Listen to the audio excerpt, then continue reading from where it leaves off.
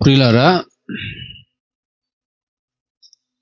దక్షిణ దేశపు స్త్రీ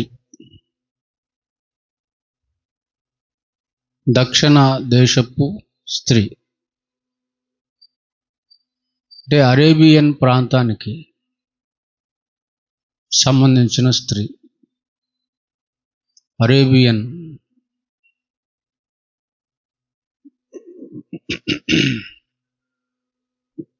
అదొక ఖండం.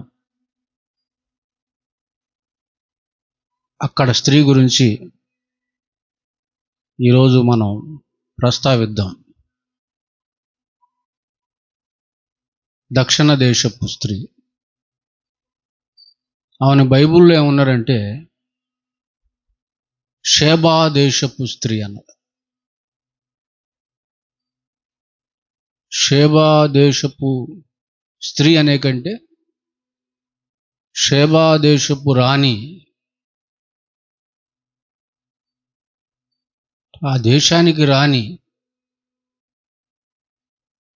రాణి అంటే చాలా గొప్పది. దేశానికి రాణి, చాలా గొప్ప ధనవంతురాలు, ఘనురాలు, ఐశ్వర్యంలో. దేశం అంటే కనీసం ఆ దేశంలో ఎన్నో రాష్ట్రాలు ఉంటాయి. ఇప్పుడు గురించి ఆలోచిస్తే ఎన్నో జిల్లాలు ఉంటాయి, ఎన్నో మండలాలు, ఎన్నో పల్లెలు, ఎన్నో లక్షల మంది ప్రజలు ఉంటారు. వాళ్ళందరినీ పరిపాలించే రాణి.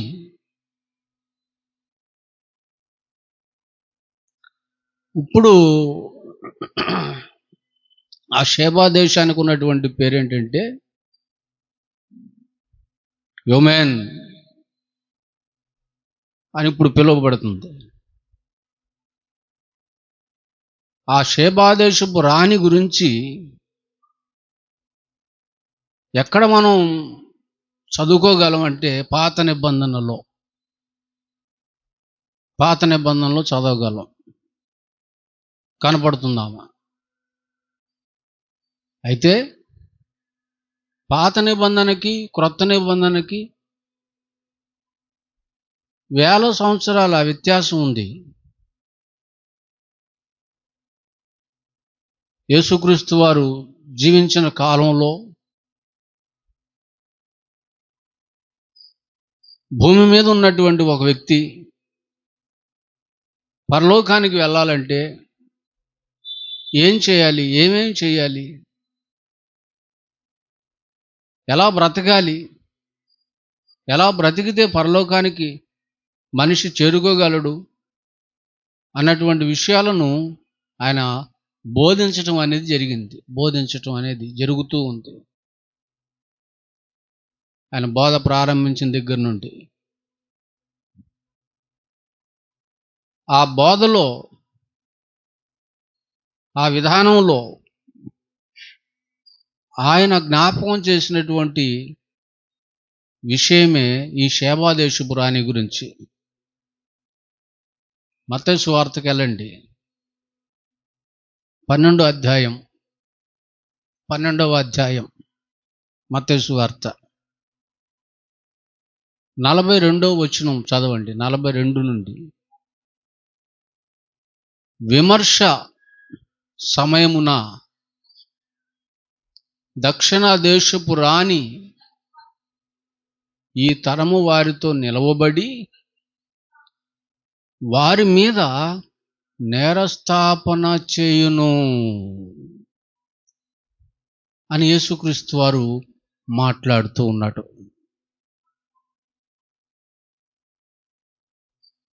తర్వాత అంటాడు, ఆయన సొలొమోను గారి యొక్క జ్ఞానాన్ని వినటానికి భూమి దిగంతముల నుండి వచ్చెను.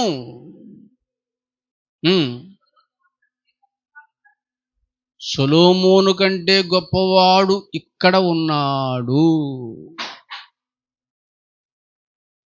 అని మాట్లాడుతున్నాడు. యేసుక్రీస్తు వారు చెబుతున్నటువంటి మాటలు, ఈ మాటలన్నీ కూడా ఆయన మరణించక ముందే భూమి మీద ఉన్నటువంటి ఒక వ్యక్తి పరలోకానికి వెళ్ళాలి అంటే ఏం చేయాలో చెప్పాడు. ఆ క్రమంలోనే ఈ విషయాన్ని ఆయన ప్రస్తావించటం అనేది జరుగుతుందన్నమాట. ఏ విషయము? విమర్శ దినమందు అన్నాడు. విమర్శ దినమందు. విమర్శ దినం అంటే విమర్శ దినమందు, తీర్పు దినమందు. తీర్పు దినం ఎప్పుడు? రెండవ రాకడ దినం. రెండవసారి యేసుక్రీస్తు వారు వచ్చినప్పుడు ఏం జరుగుతుంది? తీర్పు జరుగుతుంది. ఆ తీర్పు ఆయనే తీరుస్తాడు. విమర్శలు జరుగుతాయి, వాదోపవాదాలు జరుగుతాయి. వాదోపవాదాలు జరుగుతాయా? అవును. అంటే అక్కడ కూడా ఓటు చెవులు ఉంటారన్నమాట.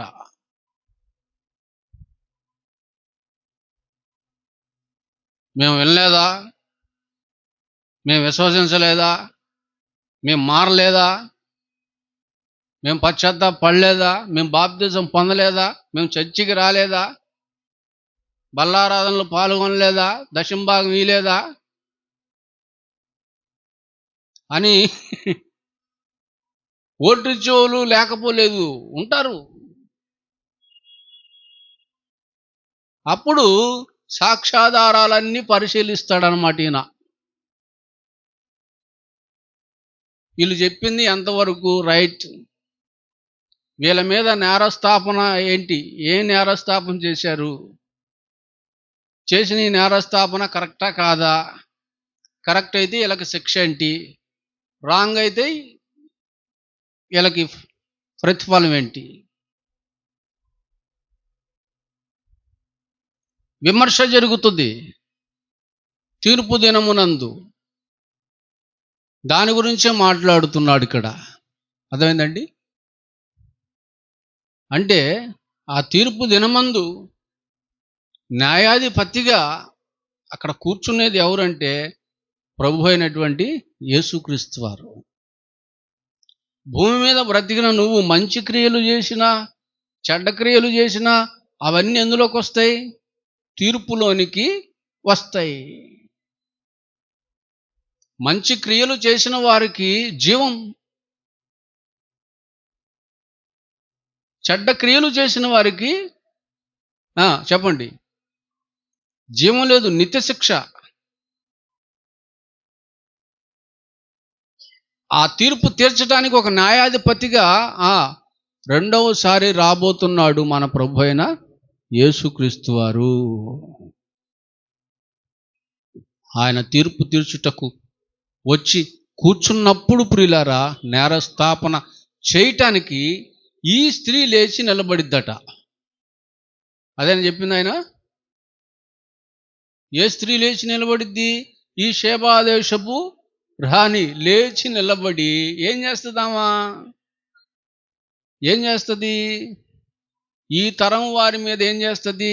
అమ్మో, తరంలో ఒకళ్ళిద్దరి మీదనా కాదట, ఈ తరము వారి మీద, ఈ దరిద్రపు తరం, మనం ఉన్న తరం, ఈ తరము వారి మీద ఏం చేస్తుంది?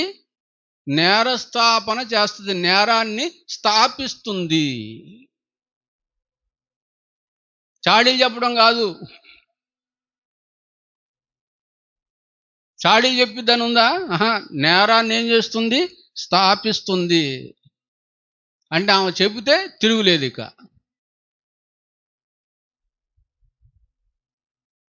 ఎవరామా? షేబా దేశపు రాణి. అసలు ఆమెకి కొత్త నిబంధన దాటి వెళ్ళిపోతాం. ఎక్కడికి? రాకడికి. ఏం సంబంధం? అసలు ఆమెకు జీవించిన కాలం ఏంటి, యేసుక్రీస్తు వారు జీవించిన కాలం ఏంటి, మనం జీవిస్తున్న కాలం ఏంటి, రెండవ రాకడ కాలం ఏంటి? 1000 సంవత్సరాలు డిఫరెంట్ ఉంది కదా. మరి ఏంటి అసలు? ఆమె వచ్చి తీర్పు రోజున లేచి నేరస్థాపన చేయటం ఏంటి? నువ్వు ఎక్కడ దానవో నీ సాక్ష్యం చల్లదంటలేదు ఆయన. నేరస్థాపన చేయటానికి అవకాశం ఇచ్చేశాడు. ఆశ్చర్యకరమైనటువంటి విషయాలు ఇవన్నీ. ఏమండి, అందరికంటే ముందు లేచేది ఏమే? లేచి ఏం చేస్తుంది? మనుషుల మీద నేరస్థాపన చేస్తుంది. మనుషుల మీదే చేస్తుంది.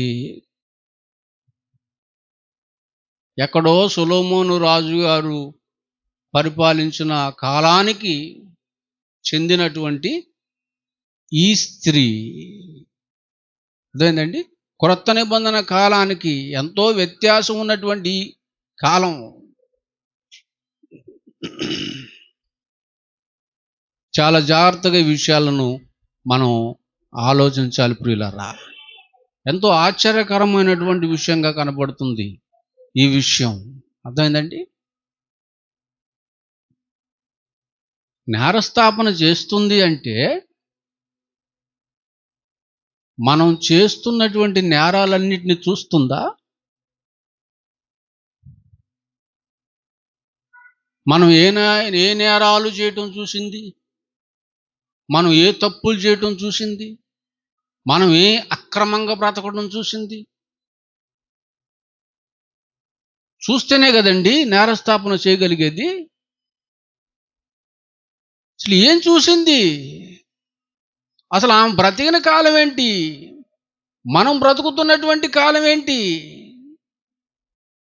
ఇంతకీ ఏమో మోపేటువంటి ఆ నేరం ఏంటి? ఇవన్నీ ఆలోచించవలసినటువంటి విషయాలుగా కనబడుతున్నాయి ప్రియులారా. ఏం చెప్పాడు కింద? సొలొమోను గారి జ్ఞానాన్ని వినటానికి ఆమెకు ప్రత్యేకతను చెప్తున్నాడు. ఆ నేరస్థాపన చేయబోతున్నటువంటి ఆ స్త్రీ యొక్క ప్రత్యేకతను యేసుక్రీస్తు వారు ఎత్తి చూపిస్తున్నాడు. ఏంటి ప్రత్యేకత? సొలొమోను జ్ఞానాన్ని వినటానికి ఎక్కడి నుండి వచ్చింది? భూమి దిగంతముల నుండి వచ్చింది. భూమి అంతముల నుండి అంటే ఆ చివరి నుంచి భూమికి ఈ చివర ఈయనుంటే ఆమె ఆ చివర ఉందేమో, అక్కడి నుండి వచ్చింది. ఏం వినటానికి? సొలొమోను గారి యొక్క జ్ఞానాన్ని వినటానికి. జ్ఞానాన్ని వినటానికి అంత దూరం నుంచి రావాలా? వాళ్ళ దేశంలో జ్ఞానులు లేరా? జ్ఞానులు లేరా? ఉన్నారు, కానీ సొలొమోను గారి నోట నుండి వచ్చే జ్ఞానానికి సరితూగలేరు, సరిపోరు. ఈయన నోట నుండి వచ్చేటువంటి జ్ఞానపు మాటలు వాళ్ళ జ్ఞానుల నోట రావు. ఈయనకి తెలిసిన జ్ఞానం ఏ జ్ఞానికి తెలీదు. భూమి మీద ఏ జ్ఞాని అయితే ఉన్నాడో, జ్ఞాని అనబడిన వాడు ఎవడైతే ఉన్నాడో వాళ్ళకి తెలీదు.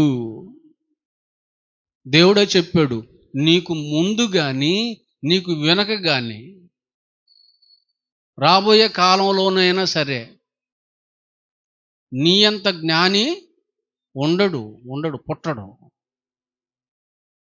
అంత జ్ఞానం నీకుంది.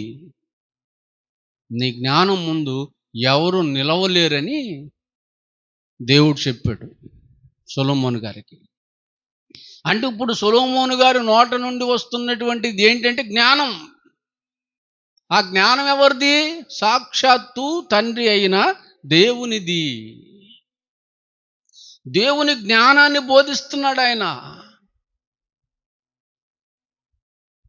ఆ జ్ఞానాన్ని వినటానికి దేశాల నుంచి మేధావులు తరలొస్తున్నారు. ఆశ్చర్యపోతున్నారు ఆయన తీర్పులు, ఆయన సమాధానాలు. ఎంత పెద్ద పజిల్నైనా సింపుల్గా సాల్వ్ చేసి పడేస్తున్నాడు. ఉత్తర పెత్తుత్తరాలకి తల్లకిందులైపోతున్నారు ఆయన జ్ఞానానికి. దేశ అధినేతలే అట్టా ఆ వార్త షేబా దేశానికి చేరింది, రాని చెవిన పడింది. ఆమె విన్నది సొలొమోను గారి నుండి వస్తున్నటువంటి జ్ఞానం. ఇక ఆమెలో ఒక ఆశ పుట్టింది, ఒక కోరిక పుట్టింది. ఇక నిద్ర పట్టట్లేదు. ఇక ఎలాగైనా వెళ్ళాలి, చూడాలి, వినాలి, కొంత సహవాసం చెయ్యాలి. అదేంటి, నేను రానినే, నాకంటే గొప్పవాడా? ఆస్తిలో, ఐశ్వర్యంలో, పేరులో నాకంటే వయసులో చాలా చిన్నోడై ఉంటాడు. కానీ ఇదేంటి, జ్ఞానంలో ఇంత గొప్పవాడా? ఏమై ఉంటుంది ఆ జ్ఞానం యొక్క మూలం? ఎక్కడిది ఇతనికి ఇంత జ్ఞానం? నేను వింటుంది నిజమేనా కాదా, వెళ్ళి తెలుసుకోవాలి అని బయలుదేరింది. ఎన్ని వేల కిలోమీటర్లు ఉంటుందో చెప్పలేం. వేల కిలోమీటర్లే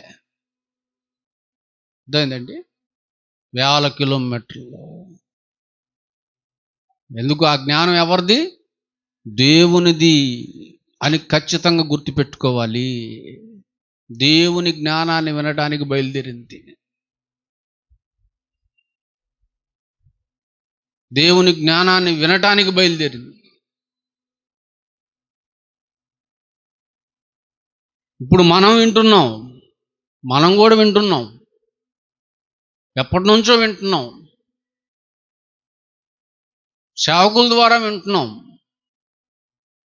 వింటున్నటువంటి ఆ వాక్యం ఎవరిది? వింటున్నటువంటి ఆ జ్ఞానం ఎవరిది? దేవునిది. దేవుని జ్ఞానం.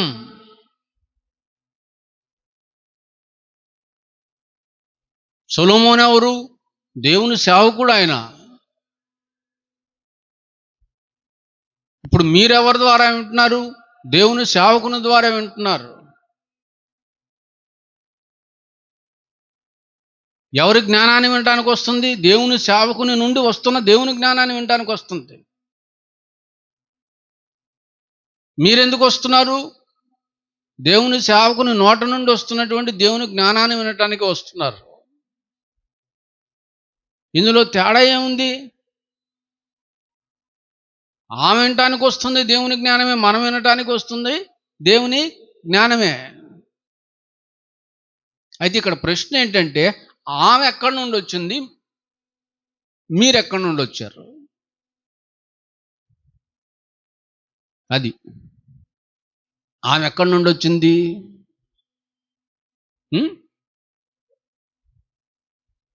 భూది దిగంతముల నుండి వచ్చింది, భూమి అంతం నుండి వచ్చింది. మనం ఎక్కడి నుంచి వచ్చాం?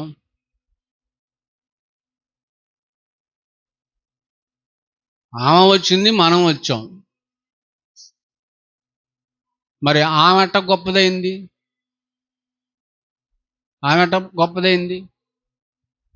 వచ్చారు, ఆమె వచ్చింది, మనం వచ్చామంటే వచ్చిన వాళ్ళు గొప్ప వాళ్ళే. ఇక ఆమె ప్రత్యేకత ఏముంది ఇక్కడ అని ఆలోచిస్తే, మనం వచ్చింది ఒక 10 కిలోమీటర్ల నుంచి వచ్చి ఉంటాం, అంతేనా? 10 లేదా 7, 8 అంతే. ఆమె వచ్చింది వేల కిలోమీటర్ల దూరం నుండి వచ్చింది.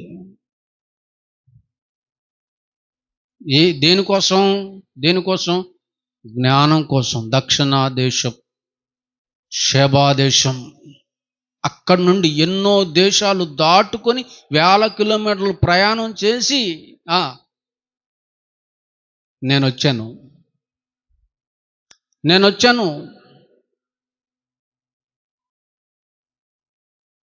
మరి మీరు అంటున్నామా? మరి మీరు అంటున్నామా?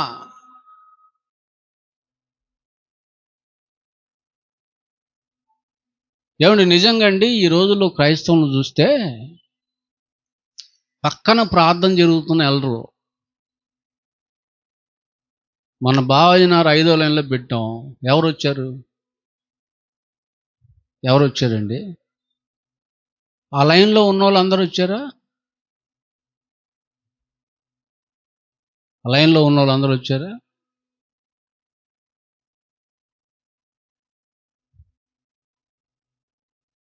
మన మీటింగ్కి అందరూ వస్తారా చెప్పండి? అందరూ వస్తారా మన మీటింగ్కి? ఆడ ప్రార్థన జరుగుతుందని, అక్కడ వాక్య పరిచయం ఉంటుందని తెలుసా తెలీదా? వాక్యం అంటే దేవుడు అని తెలుసా తెలీదా? ఏ భేదం లేకుండా వెళ్ళాలి, అలా వెళ్ళే వాళ్ళే క్రైస్తవులు అని తెలుసా తెలీదా? తెలుసు. తెలిసినా రారు. మరి నేను ఎక్కడ నుండి వచ్చానో తెలుసా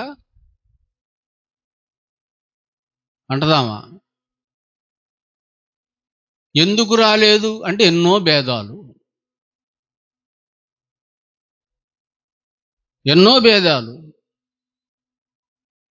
ఆ భేదాలేమి నాకు లేవు అంటదామా? కొంతమంది ఎందుకు రాలేదంటే సాకులు, తలనొప్పని రాలేదు, కాలు గుంజుతాయని రాలేదు, కడుపులో నొప్పని రాలేదు, నీరసంగా ఉందని రాలేదు, పొద్దున్నుంచి ఇప్పుడు దాకా ఇరగదీశాను, నిద్ర వస్తుందని రావట్లేదు, దూరం అని రావట్లేదు, పరిస్థితులు బాగోక రావట్లేదు, పనులు అవ్వక రాలేదు, పని నుంచి ఆలస్యంగా వచ్చని రాలేదు, రావడానికి ఛార్జీకి డబ్బులు లేక రాలేదు, అప్పుడే చుట్టాలు వచ్చారని రాలేదు, కానుక వేయడానికి కూడా కానుక లేదని రాలేదు.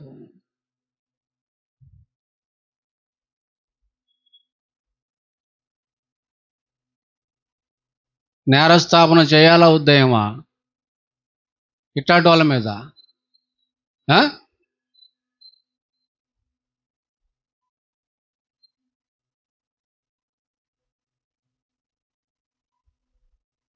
చేస్తుందా చేయదా ఇట్లాంటి వాళ్ళ మీద? ఎక్కడి నుంచి ఎక్కడికి రావడానికి? ఒక ఫర్లాంగ్ రావడానికి, 1 కిలోమీటర్ రావడానికి, 4-5 కిలోమీటర్లు, ఒక 10 కిలోమీటర్ల నుంచి రావడానికి ఎన్ని సాకులు, ఎన్ని నెపములు, ఎన్ని సనుగుళ్ళు, ఎన్ని గొనుగుళ్ళు. ఇంకొక ఆమె అయితే మరీ ఘోరం, వచ్చిందని రాలేదు నేను. రేపు ఆమె పరలోకం వస్తుంది, రాబాకే, నరకానికి పో. వాళ్ళకి మాకు గిట్టదు, అసలు నువ్వంటే దేవునికి గిట్టదు. వాళ్ళు మేము పలుకోంగా, అసలు దేవుడు నీతి ఎట పలుకుతాడు? దేవుని స్వరూపమును చేయబడిన మనిషితోనే పలకవు నువ్వు, ఇక నీతో ఆయన ఎట పలుకుతాడు? దేవుని బిడ్డకి శత్రువే ఉండకూడదు. ఎవరిని శత్రువు అంటే, దేవుడు నా పక్షాన ఉండగా నాకు శత్రువు ఎవడు అని చెప్పాలి కదా క్రైస్తవుడు.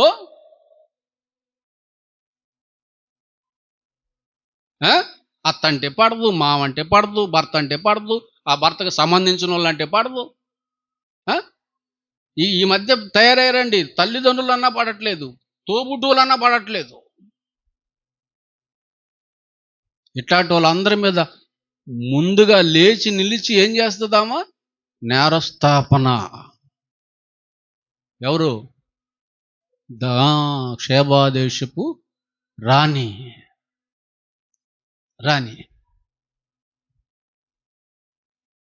అదేందోనండి నాకు చాలా ఆశ్చర్యంగా అనిపిస్తుంది, బాధగా అనిపిస్తుంది.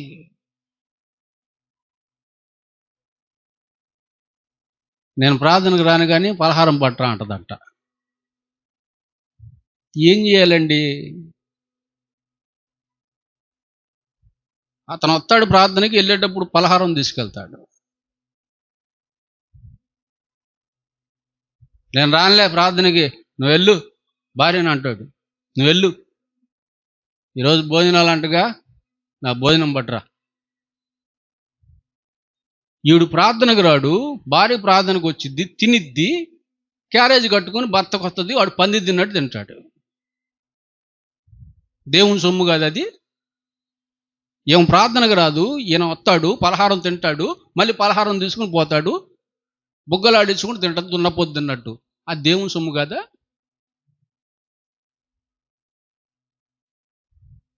అంటే రావడానికి ఓపిక లేదు, తినటానికి ఉందా? నేరస్థాపం చేయొద్దు దాని మీద. లేచి ఏం చేస్తుందట ఆమె? నేరస్థాపన. ఇక్కడి నుంచి ఇక్కడికి రావడానికి ఎన్ని సాకులు. మళ్ళీ ఏమన్నా నడిచేమని వస్తున్నారా? మీకు 2 వీలర్ కావాలి, మీకు 3 వీలర్ కావాలి, మీకు 4 వీలర్ కావాలి. ఏంది? 4-5 కిలోమీటర్లకే.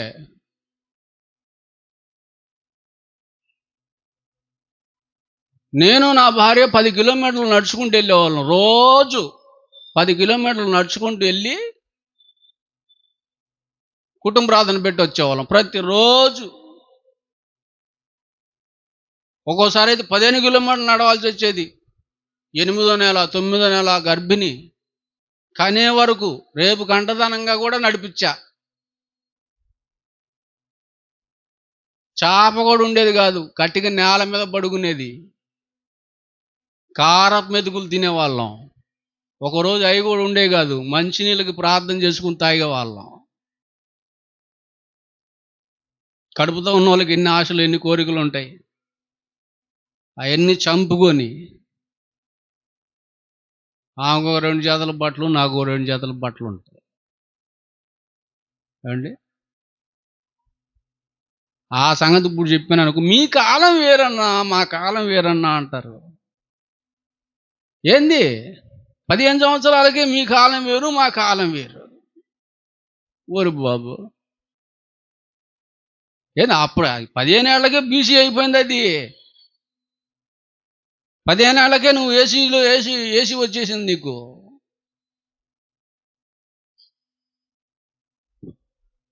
బైబుల్ కాలం మారదు ఎప్పటికీ. కాలాలు మారినా బైబుల్ మారదు. ఏ కాలానైనా బైబుల్లో ఉన్నది చేయక తప్పదు, నడవక తప్పదు.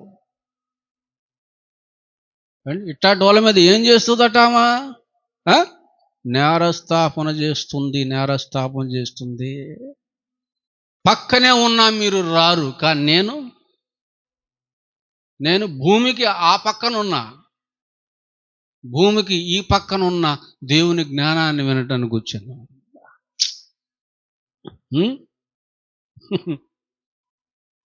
మీరు రారంట్లా వస్తారు, కానీ వచ్చిన సమయానికి రారు. మీరు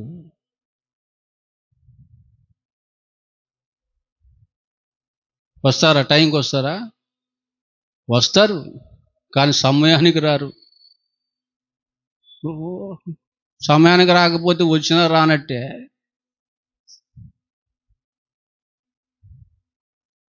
ఏ రోజైనా వచ్చారా? సమయానికి ముందుగా వచ్చారా? చర్చి ఊడ్చారా?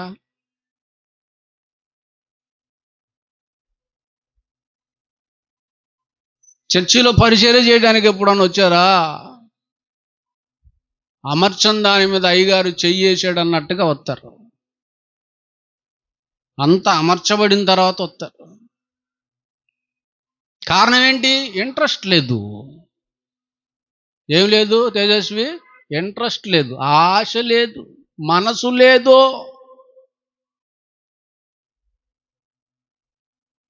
ఉంటే పరుగులు తీరు. అసలు తెల్లారి నేను 5ంటికి లేస్తా, 4:30కి వచ్చి తలుపు కొట్టరు. కొట్టరా నవ్వు చర్చి తాళాలి అని. మొన్న వెనక్కి వెళ్ళానన్నా, కొంచెం బాత్రూమ్ ఏమంత బాగాలేదు, దాన్ని కడిగేద్దామని వచ్చేసాను. చర్చిలో అక్కడక్కడ బూజు కనపడుతుందన్న, దాన్ని దులిపేద్దామని వచ్చేసాను. చెలుపులంతా దుమ్ము పెట్టున్నాయి అన్న, తుడిచేద్దామని వచ్చాను. మైకు పెట్టేద్దామని వచ్చాను. ఒక గంట మోకరించి ప్రార్థన చేసి బైబిల్ చదువుకోవాలని వచ్చాను. ప్రశాంతంగా ఉంటుంది కదా ఇక్కడైతే. ఏమైనా ఉన్నాయా? మరి నేరస్థాపం చేస్తుందా చేయదా? చేయాలా వద్దా? అంటే మనం చేసేయన్ని చూస్తుందా? అమ్మో చూస్తున్నట్టే. ఎక్కడుండి చూస్తుంది? పరదేశంలో ఉండి చూస్తుంటుంది. మరి ఇటాటోళ్ళు పరదేశికి వెళ్తారు, నెమ్మదికరమైన చోటుకి వెళ్తారు. నరకానికి ఎందుకు వెళ్తారు ఇటాటోళ్ళు? దేవుని జ్ఞానం కోసం 1000 కిలోమీటర్ల దూరం నుండి వచ్చిన వాళ్ళు. అర్థమైందండి? కనుక మనం చెప్పేటువంటి నెపాలు సాకులు ఆమె ముందు పనికిరావు. నర్ముస్కా అంటది. షట్ అప్ యువర్ మౌత్, మొయ్ నోరు మొయ్. నేను ఎక్కడి నుంచి వచ్చాను తెలుసా? ఎందుకు వచ్చాను తెలుసా అంటదా అంతా.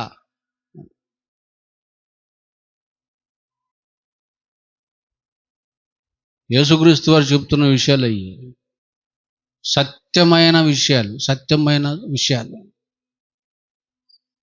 ఎందుకు దేశాలు దాటింది? ఎందుకు రాష్ట్రాలు దాటింది? దేనికోసం దాటింది? దేవుని సన్నిధి కోసం, దేవుని జ్ఞానం కోసం.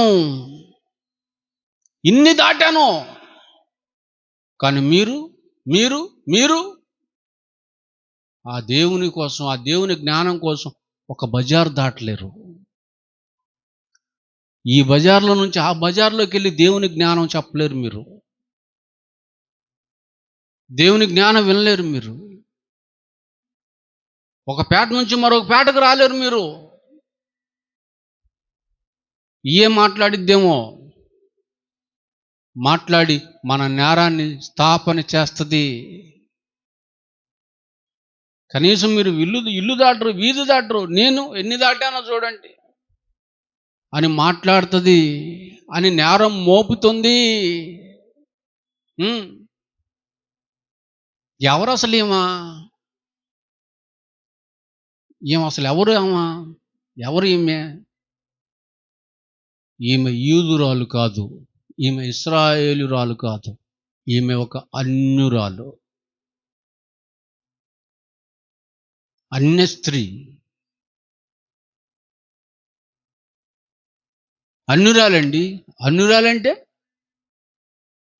అన్యురాలంటే అవాస్తవం, అబద్ధం అయినటువంటి వాటిని పూజించేది.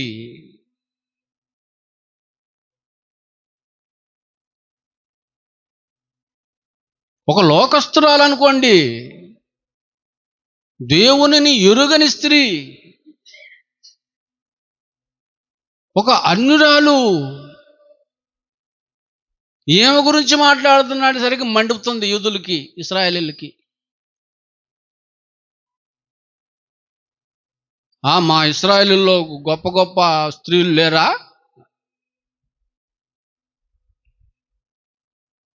ఎక్కడ అన్యురాల గురించి మాట్లాడుతావు? ఇశ్రాయేల్లో గొప్ప గొప్ప స్త్రీలు ఎందుకు లేరు? ఉన్నారు. జీవం గల ప్రతివానికి తల్లి ఎవరు? హవ్వ. గొప్ప స్త్రీ ఆమె. విశ్వాసులందరికీ తల్లి ఎవరు? శారా. గొప్పదేమా. రక్షకుడు అయినటువంటి యేసుక్రీస్తు వరకు జన్మనిచ్చింది ఎవరు? మరియా. గొప్పదేమా. యేసుక్రీస్తు వారు తన వంశంలో నుంచి రావాలని చెప్పేసి తన గర్భాన్ని ఇచ్చేసింది దేవునికి. రెండో పెళ్లి ఎందుకు చేసుకుంది అనుకున్నారు?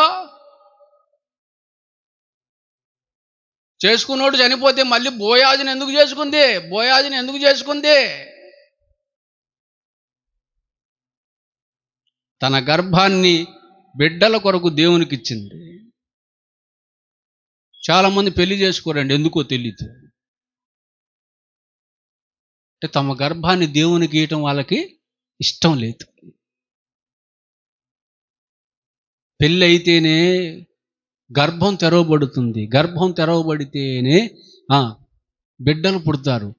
ఆ బిడ్డలు పుడితేనే, ఆ బిడ్డలు పెరిగి పెద్దవారే దేవుని సేవ చేస్తేనే దేవుని యొక్క సంకల్పం నెరవేరుతుంది. దానికి గండి కొడతారు, ఏం చేసుకోకుండా, పెళ్లి చేసుకోకుండా.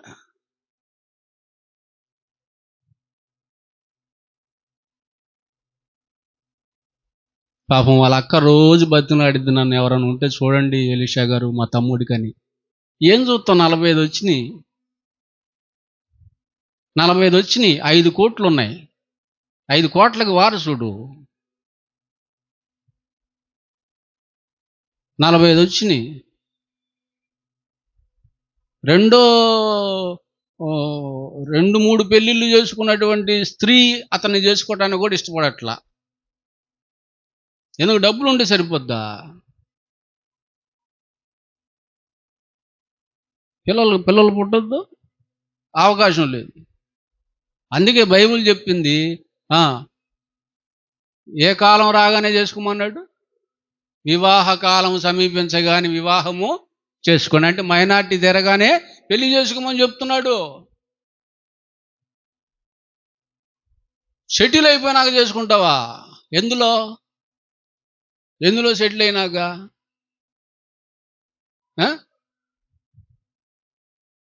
నువ్వు సెటిల్ అయినాక చేసుకుంటావా? చేసుకుని ఏం చేస్తావు? భార్యను సంతోష పెడతావా? పెట్టలేవు. ఒకవేళ అప్పుడు పిల్లల్ని కన్నావు అనుకో, పుట్టినటువంటి వాళ్ళు వీకుగా ఉంటారు. యవ్వన కాలమందు పుట్టిన వాళ్ళే బలవంతుని చేతిలో బాణాల్లాగా ఉంటారు. యవ్వన కాలంలో పుట్టకుండా నడిప్రాయంలో పుట్టిన వాళ్ళు ఎట్టుంటారు? వాడు 20లోనే 60 అవుతాడు. అటాటోళ్ళు దేనికి ఏం పనికొస్తారు? దేవునికి పనికిరారు.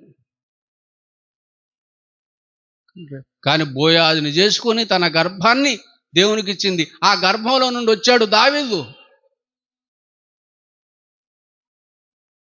ఆ దావీదు వంశంలో నుండి వచ్చాడు ప్రభు అయిన యేసుక్రీస్తు వారు. రూతు లేకపోతే, రూతు తన గర్భాన్ని ఇవ్వకపోతే, ఇటాటోళ్ళు ఎందరో ఉన్నారు గొప్పోళ్ళు. వాళ్ళ గురించి చెప్పకుండా ఎవరు శాపాదేశపురాలు అనురాల గురించి చెప్తావేందయా? మీకు బుద్ధి రావాలంటే అన్నుల్ని తీసుకురావాలి. మీకు గుణపాఠం నేర్పాలంటే లోపల వాళ్ళు సరిపోరు, బయట వాళ్ళు రావాలా.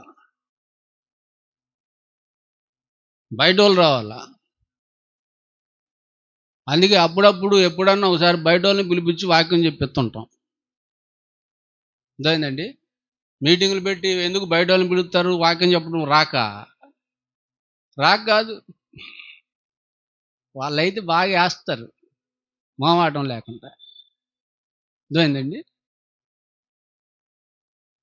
ఈమె గురించి ప్రస్తావిస్తున్నాడంటే ఈమెలో కూడా గొప్పతనం ఉంది. మీ వాళ్ళ గొప్పతనమే తెలుసుకుంటారా? బయట వాళ్ళు కూడా ఉన్నారా? బయట కూడా ఉన్నారా బాబు గొప్పోళ్ళు? దేవుని జ్ఞానం అంటే ప్రాణం ఇచ్చే వాళ్ళు ఉన్నారు. దేవుని సన్నిధి అంటే గడగడలాడే వాళ్ళు ఉన్నారు. వాక్యం అంటే ప్రాణం పెట్టే వాళ్ళు ఉన్నారు. ప్రేమించే వాళ్ళు ఉన్నారు. యేసుక్రీస్తుని ప్రేమించిన వాళ్ళు ఎవరు చెప్పండి? హైందవుల్లో లేరు. ఆయన ప్రేమించకుండా ఉండే వాళ్ళు హైందవుల్లో లేరు. అందరూ ప్రేమిస్తారు ఆయన్ని. హైందవులు అందరూ ప్రేమిస్తారు. ఇస్లాంలు అందరూ ప్రేమిస్తారు. ఇంకా చాలా జాతులు ఉన్నాయి. ఏ జాతిలో ఉన్న వాళ్ళనైనా ప్రభు అయిన యేసుక్రీస్తు వారిని ప్రేమిస్తారు, గౌరవిస్తారు. గొప్పలు ఉన్నారు, మరి వాళ్ళ సంగతి కూడా తెలియాలి కదా అని ఈమెను గురించి ఇక్కడ ప్రస్తావించటం అనేది జరిగింది ప్రియులారా. అర్థమైందండి? ఒక్కొక్కరికి ఒక్కొక్క ప్రత్యేకత ఉంటుంది, ఒక్కొక్క గొప్పతనం ఉంటుంది. ఎవరు గొప్ప వాళ్ళదే, ఎవరి ప్రత్యేకత వాళ్ళదే ఉంటుంది, ఎవరి విలువ వాళ్ళకే ఉంటుంది. ఎవరు విలువ తక్కువలు కాదు. మనిషి అంటేనే విలువైన వాళ్ళు, స్త్రీ అయినా పురుషుడైనా మనిషి. ఈ ప్రకృతిలో ఈ విశ్వం అంతట్లో విలువైనటువంటి వారు ఎవరంటే మనుషులే. యేసుక్రీస్తు వారు చెప్పాడు, మీరు శ్రేష్ఠులు, బహుశ్రేష్ఠులు, సృష్టిలో ఉన్న వాటన్నిటికంటే మీరు బహు శ్రేష్ఠులు అన్నాడు. గనక అలాగే ఈమెలో కూడా ఒక ప్రత్యేకత ఉంది. ఈమె నుండి నేర్చుకునేటువంటి పాఠం ఏంటంటే దేవుని జ్ఞానాన్ని వినటానికి ఎంత దూరమైనా వెళ్ళాలి, టైంకి వెళ్ళాలి. అది ఈమె నేర్పే పాఠం. ఎందుకు నిలబడింది అనుకున్నారు? ఎందుకు నిలబడిద్ది అనుకున్నారు? అంటే బ్రతికుండగా ఈ పాఠం మీకు ఎక్కిందో లేదోనని చచ్చాక ఎక్కించాలని నిలబడింది. అంటే ఆ పాఠం ఎక్కినాక నరకంలో ఎత్తిపడేస్తాడు అనమాట. ఆ పాఠం అర్థమైనాక, అర్థమైందా పాఠం? అర్థమైంది ప్రభు, అయితే ఎత్తి నరకంలో వేయండిరా అంటాడు. అదే బతికొండగానే అర్థమైతే ఎత్తి పరలోకంలో వేయండిరా అంటాడు. అసలు ఆమె నేరస్థాపన చేయదు. అర్థమైందండి? కనుక ఏం నేర్చుకున్నాం? ఏం ద్వారా? దేవుని జ్ఞానాన్ని వినటానికి ఎంత దూరమైనా వెళ్ళాలి. వెళ్ళాలా? వెళ్ళాలి.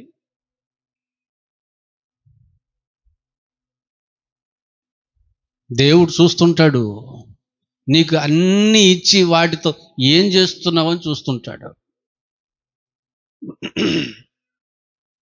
చెవులు ఇచ్చింది ఎవరు? మెమ్మ ఇచ్చిందా? మీ నాన్న ఇచ్చాడు చెవులు? చెవులు ఇచ్చింది దేవుడు. ఎందుకు ఇచ్చాడు? ఎందుకు ఇచ్చాడు? సీరియల్ వింటావనా? సినిమాలు వింటావనా? పనికి మాలిన చెత్త ఎక్కించుకుంటావనా? ఇన్ని ఆయన జ్ఞానాన్ని వింటావని, ఆయన వాక్యాన్ని వింటావని, ఆయన మాటల్ని వింటావు. రే ఆడెందుకు వెళ్తున్నాడు? నువ్వేరా? అబ్బో అడిగి వెళ్ళాలా? స్కూల్లో కూడా అట్నే పోతావా? స్కూళ్ళు కాలేజీలో కూడా అట్నే పోతారా? లేటుగా వస్తే నిలబెట్టరా? మరేంది? ఫీలింగ్స్ ఉండొద్దు ఏడా. ఫీలింగ్స్ ఉంటే పనికిరారు. నేను చాలా సెన్సిటివ్, అయితే వెళ్ళిపో, రావాక వచ్చే ఆదివారం నుండి. సెన్సిటివ్లు పనికిరారు దేవునికి. స్ట్రాంగ్గా ఉండాలా, స్ట్రాంగ్గా ఉండాలా. గద్దింపునైనా తైలాభిషేకంగా తీసుకునే మనసు ఉండాలా. శావుడు గద్దించాడా? అబ్బా ఈరోజు దేవుడు నాకు అభిషేకం ఇచ్చాడు, తైలాభిషేకం అనుకోవాలి. అట్టి గద్దింపు నేను తోసేను, తీసుకుంటా అన్నాడు దావీదు. ఆ మనసు ఉంటే రావాలా, లేకపోతే ఆగిపోవాలా. పండి లోకంలో చాలా ఉన్నాయి, ఎప్పుడు వచ్చినా పట్టించుకోరు.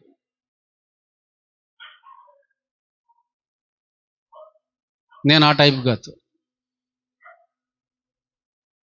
ఆ టైపు కాదు. నేను వినటానికే ఇచ్చాడు చెవులు. ఆయన కదండి ఇచ్చింది. నీకు అన్నీ ఇచ్చి వాటితో ఏం చూస్తున్నావని చూస్తుంటాడు.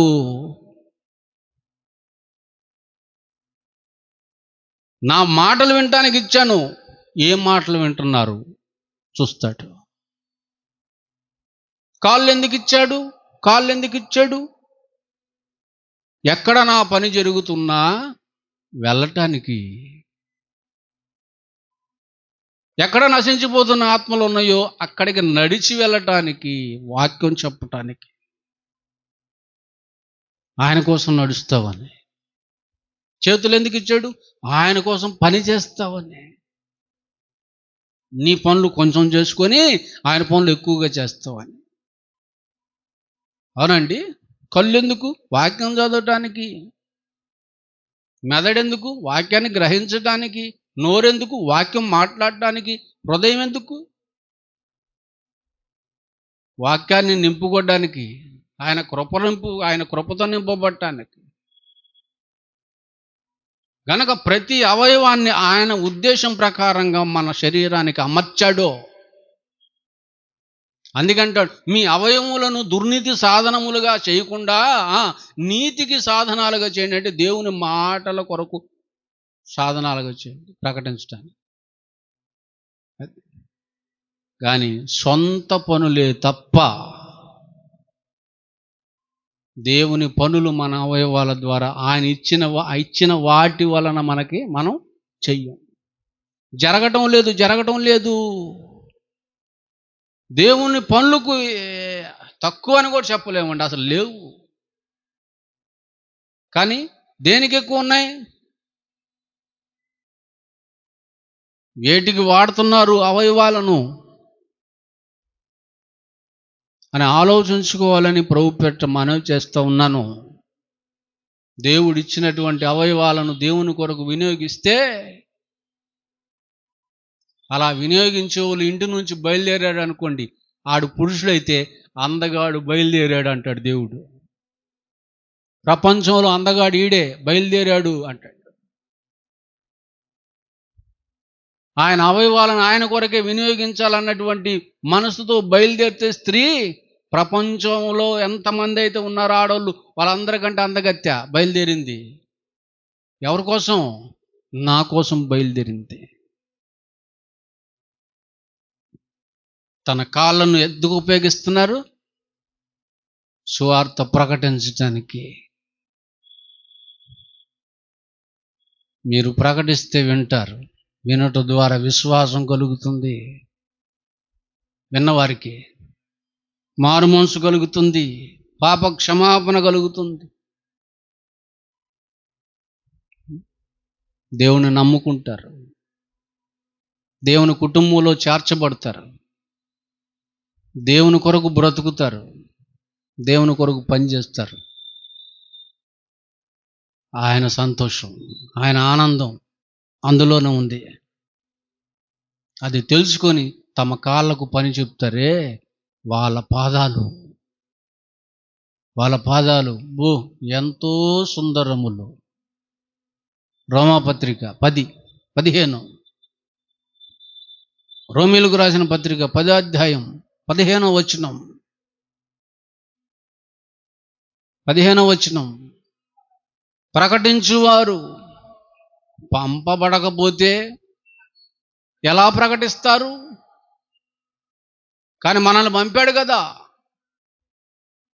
మనం ప్రకటించకపోతే ఎలా వింటారు?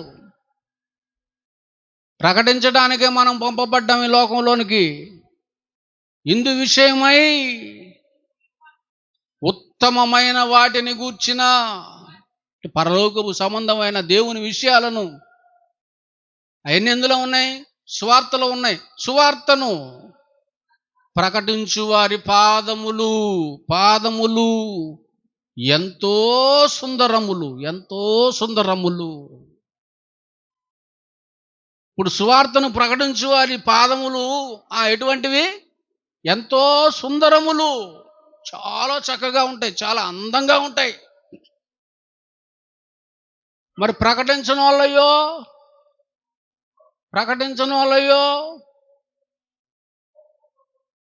అవి సుందరమైన పాదాలు కాదే, దరిద్ర పాదాలు అయ్యి.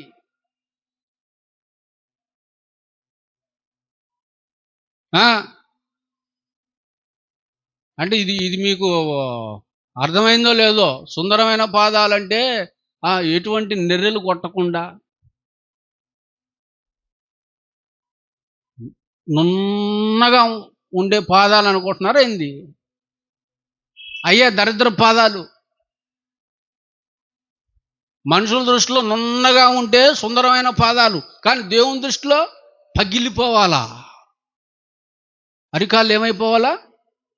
పగిలిపోవాలా, నెర్రెలు కొట్టాలా. నల్లగా కమిలిపోవాలా.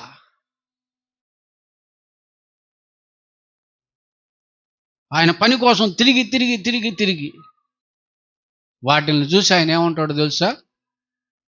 సుందరములైన పాదాల్లో.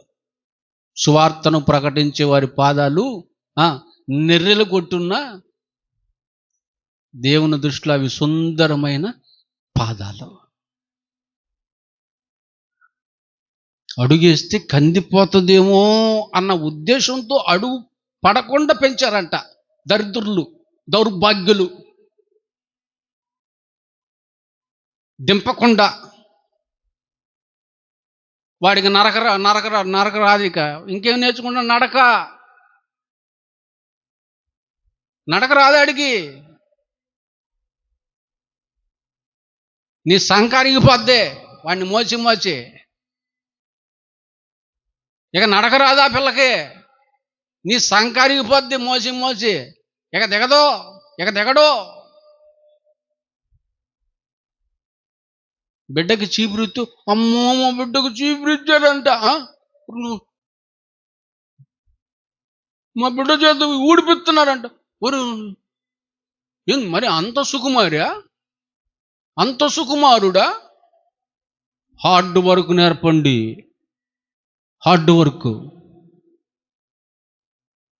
దేవుని పనిలో హార్డ్ వర్కర్స్గా ఉండాలి, హార్డ్వేర్స్గా ఉండాలి. సాఫ్ట్వేర్లు వద్దమ్మా, సాఫ్ట్వేర్లు వద్దు. దేవునికి పనికిరాదు సాఫ్ట్వేర్లు. దేవునికి ఎందుకు? దేవునికి ఎవరు కావాలా? హార్డ్వేర్లు కావాలి. వాళ్ళ పాదాలు ఎంతో సుందరములు.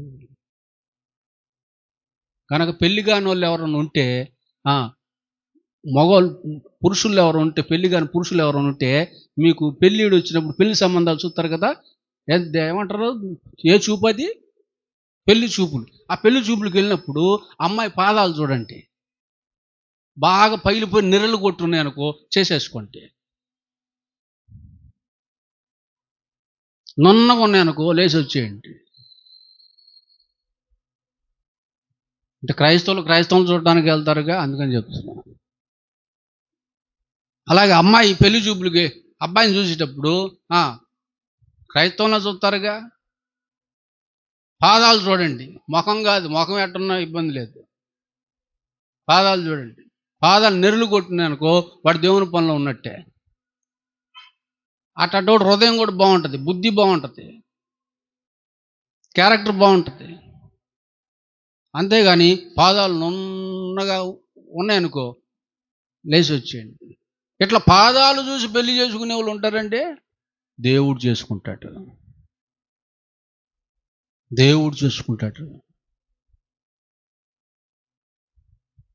సుందరమైన పాదములు కలిగినటువంటి వారు సంఘంలో ఉంటే అది కన్యక,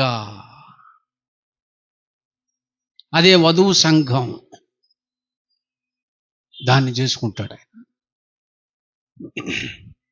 అదేంటండి, ఎంత బాగుంటుంది వాక్యం. కనుక ఆయన మాటలను ప్రకటించటానికి బయలుదేరే వారి పాదాలు ఎట్లుంటాయి? అందమైన పాదములు గలవారు వారు. కనుక మీరు ఏం చేయాలి ఇప్పుడు? ప్రసంగి గ్రంథం 9వ అధ్యాయం, ప్రసంగి గ్రంథం 9వ అధ్యాయం 10వ వచనం, 9-10. కనుక ఏం చేయాలి మీరు? చేయుటకు మీ చేతికి దేవుని పని ఏదొచ్చినా, చిన్నదైనా పెద్దదైనా, శక్తి లోపం లేకుండా, ఒళ్ళు దాచుకోకుండా, శక్తి అంతటిని కూడగట్టుకొని పని చేయండి, బ్రతికుండగానే చెయ్యండి. ఎందుకంటే నువ్వు రేపు పాతాళానికి వెళ్ళిపోతావు, చచ్చిపోతే పాతాళానికి దిగిపోతావు. అక్కడ పని చేయడానికి పని ఉండదు నీకు, అక్కడ దేవుని పని ఉండదు. ఆ యాతనకరమైనటువంటి స్థలాన్ని తప్పించుకునే ఉపాయం నీకు ఉండదు. అక్కడ నీ తెలివి పనిచేయదు, అక్కడ నీ జ్ఞానం పనిచేయదు, దేవుని జ్ఞానం వినాలన్నా దొరకదు. కనుక బ్రతికుండగానే చేయటానికి నీ చేతికి వచ్చిన పనిని శక్తి లోపం లేకుండా చెయ్యి. అది ఏ పనైనా పర్లా, దేవుని కోసం చేసే అవకాశం నీకొచ్చింది. అవకాశాన్ని జార విడుచుకోవద్దు. అది చేయటానికి నీకు ఉండాల్సింది మనసు. అది చేసే మనసు ఉండాలి నీకు. మనసు ఉంటేనే చేస్తావు, మనసు లేకపోతే ఏమి చేయలేవు. మనసు ఉంటేనే వస్తారు, మనసు లేకపోతే రారు. మనసు ఉంటేనే వింటారు, మనసు లేకపోతే వినరు. మనసు ఉంటేనే కూర్చుంటారు ఓపికగా, మనసు లేకపోతే కూర్చోరు. మనసు ఉంటేనే ఇస్తారు, మనసు ఉంటేనే ఏదైనా. మనసు లేకపోతే ఏమీ లేదు. ఆ మనసు నీకు ఉందో లేదో చూసుకోవాలి. అది లేకపోతే నువ్వు రాలేవు, దేవుని కోసం ఏమీ చేయలేవు. అది ఉండాలి. ఎందుకు రాలేదు ప్రార్థనకి? నువ్వు ఎన్ని సాగులు చెప్పినా దేవుడు అనేది ఒకటి నీకు మనసు లేదు. అదే ఆమె చేయబోయే నేరస్థాపన. ఎవరామా? షాబా దేశపు రాణి. రాణి రాణి అర్థమైందండి? మనసు అన్నది ఉంటే ఎంత దూరమైనా వస్తావు. జనవరిలో మోదవలసలు సభలు జరుగుతాయి, వేల మంది వస్తారు. వాళ్ళందరికీ మనసు ఉంది. కొంతమంది రా దొంగలు, గజ దొంగలు, కిలాడీలు, నటకిరీటీలు,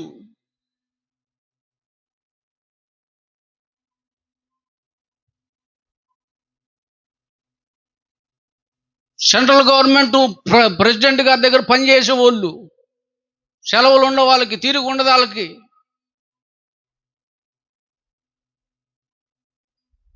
ఎందుకు రాలేదంటే ఏయో చెప్తారు.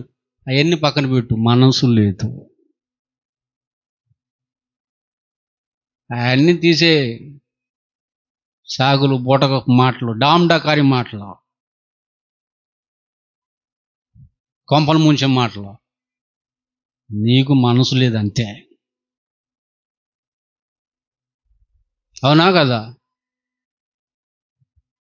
అని ఎవరు అంటారు? నేను కాదమ్మవు. ఎవరు? దక్షిణ దేశపు రాణి. ఏది మళ్ళీ కలపండి. షేబా దేశపు రాణి. షేబా దేశపు రాణి. మనసు ఉందనుకో ఎంత దూరమైనా వెళ్తారు. మనసు లేదనుకో కొద్ది దూరమైనా రారు, పక్కనే అయినా రారు.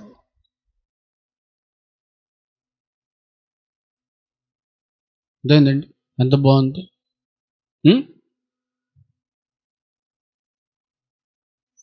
అప్పుడు ఆమె అన్ని వేల కిలోమీటర్లు దాటుకొని వచ్చిందంటే దేశాలు, రాష్ట్రాలు, అసలు ఏం ఫెసిలిటీస్ ఉంటాయి అప్పుడు? వస్తే గుర్రం మీద రావాలా, గుర్రం మీద, లేదా ఒంటె మీద రావాలా. ఒంటె మీద, గుర్రం మీద. ఒంటి మీద వచ్చిందో గుర్రం మీద వచ్చిందో ఏమండి? ఆ దేశం నుండి. మరి ఈ రోజుల్లో ఎన్ని వాహనాలు లేవు? సైకిల్ ఉంది, రిక్షా ఉంది, ఆటో ఉంది, కారు ఉంది, బస్సులు ఉన్నాయి, ట్రైన్లు ఉన్నాయి, విమానాలు కూడా ఉన్నాయి. ఆ రోజుల్లో ప్రయాణం తేలిక, ఈ రోజుల్లో ప్రయాణం తేలిక. ఈ రోజుల్లోనే ప్రయాణం ఎంతో తేలిక. నువ్వు వెళ్ళాలి అనుకుంటే వెళ్తావు అంతే. నీకు ఇష్టం ఉంటే వెళ్తావు, నీకు నచ్చితే వెళ్తావు.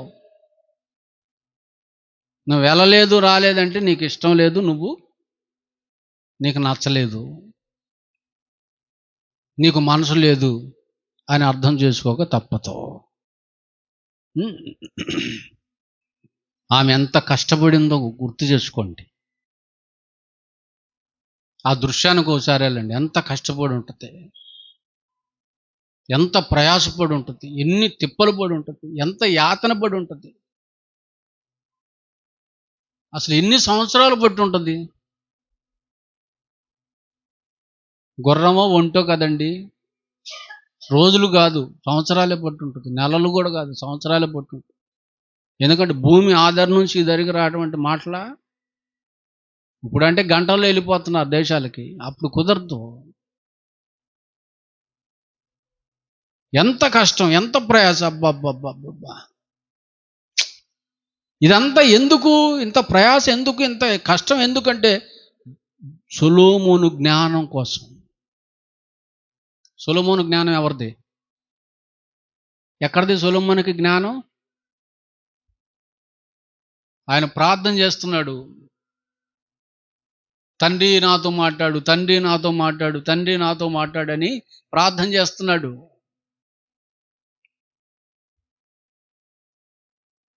వచ్చాడు, ఏంటి మాట్లాడన్నా, ఏంటి చెప్పు అన్నాడు. ఏం కావాలి నీకు? ఐశ్వర్యం కావాలా? వద్దు. శత్రు ప్రాణం కావాలా? వద్దు తండ్రి. దేశాలు, పేర్లు, ప్రఖ్యాతులు, ఈ ప్రపంచం అంతా నీ హస్తగతం చేయమంటావా? ఏం వద్దు నాయన. మరెందుకు నాతో మాట్లాడు అంటున్నావు? మరేం కావాలి నీకు? నాకు కావాల్సింది లక్షల మంది ఇశ్రాయేలు ప్రజలకి నన్ను రాజుని చేసావు, వీళ్ళందరినీ సక్రమైన మార్గంలో పెట్టి నీతి మార్గంలో వీళ్ళని నడిపించడం నాకు చేత కాదు. వీళ్ళకి న్యాయం చేయటం, వీళ్ళకి న్యాయమైన తీర్పు తెచ్చడం నా వల్ల కాదు. అదంతా నేను సామర్థ్యంగా చేయాలంటే నాకు జ్ఞానం కావాలి, అది ఇవ్వు అన్నాడు. నాకు మీ జ్ఞానం కావాలి, దైవ జ్ఞానం కావాలి నాకు అని అడిగితే దేవుడికి ముద్దొచ్చాడండి సొలొమోను. ముద్దొచ్చి, నీకు ఆ జ్ఞానంతో పాటు నువ్వు అడగనివన్నీ ఇచ్చేస్తున్నా పో అన్నాడు. ఆ జ్ఞానమే ప్రపంచాన్ని తల్లకిందులు చేసింది. ఆ జ్ఞానం గురించి విని బయలుదేరింది. ఇప్పుడు ఎవరి జ్ఞానం కోసం వస్తున్నావా? దేవుని జ్ఞానం కోసం వస్తుంది, దేవుని జ్ఞానాన్ని వినటానికి వస్తుంది అని యేసుక్రీస్తు వారు చెప్తూ, ఇప్పుడు ప్రజెంట్ సొలొమోను గారికి దేవుడిచ్చిన జ్ఞానం కంటే గొప్ప జ్ఞానం నేను బోధించే జ్ఞానం అంటున్నాడు ఆయన. అసలు జ్ఞానం ఎవరు? యేసు దేవుని శక్తియు దేవుని జ్ఞానమునై ఉన్నాడు. సొలొమోనుకి దేవుడిచ్చింది నన్నేరా. అక్కడ కొంత జ్ఞానమే చెప్పాను, ఇక్కడ పరిపూర్ణమైనటువంటి జ్ఞానాన్ని చెప్పడానికి ప్రత్యక్షం అయ్యాను. సొలొమోను కంటే గొప్పవాడిక్కడ ఉందమ్మా మాట. సొలొమోను కంటే గొప్పవాడిక్కడ ఉన్నాడు. యేసుక్రీస్తు వారు ఎవరు? సొలొమోను కంటే గొప్పవాడు ఇక్కడ ఉన్నాడు. అంటే దేవుని సేవకుని నోట నుండి వచ్చేటువంటి జ్ఞానపు మాటలు సొలొమోను జ్ఞానం కంటే గొప్పవి. మరి ఇటువంటి మాటలు వినడానికి ఏం చేస్తున్నారు? పరుగులు తీస్తున్నారా? ప్రయాసపడుతున్నారా? కష్టపడుతున్నారా? వెల చెల్లిస్తున్నారా? సొలొమోను నోట నుండి వచ్చే జ్ఞానమే అంత గొప్పదైతే అంతకంటే గొప్ప జ్ఞానం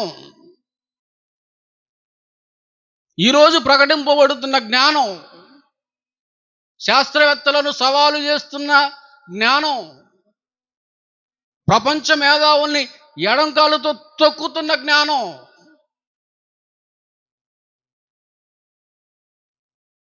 దొంగ బోధకుల్ని పరుగులు తిప్పిస్తున్న జ్ఞానం, నాస్తికుల్ని, హేతువాదుల్ని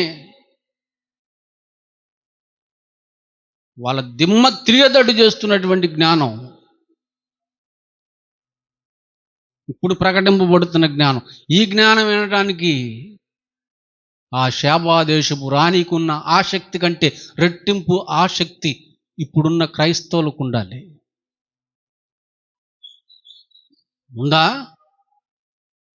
ఆ జ్ఞానం మీద అంత ప్రేమ ఉందా?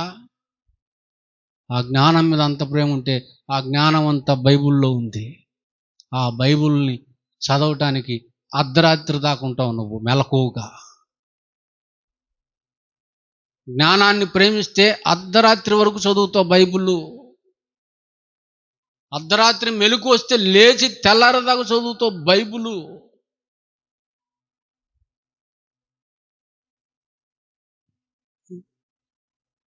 అట్టాటోళ్ళు ఎవరైనా ఉంటే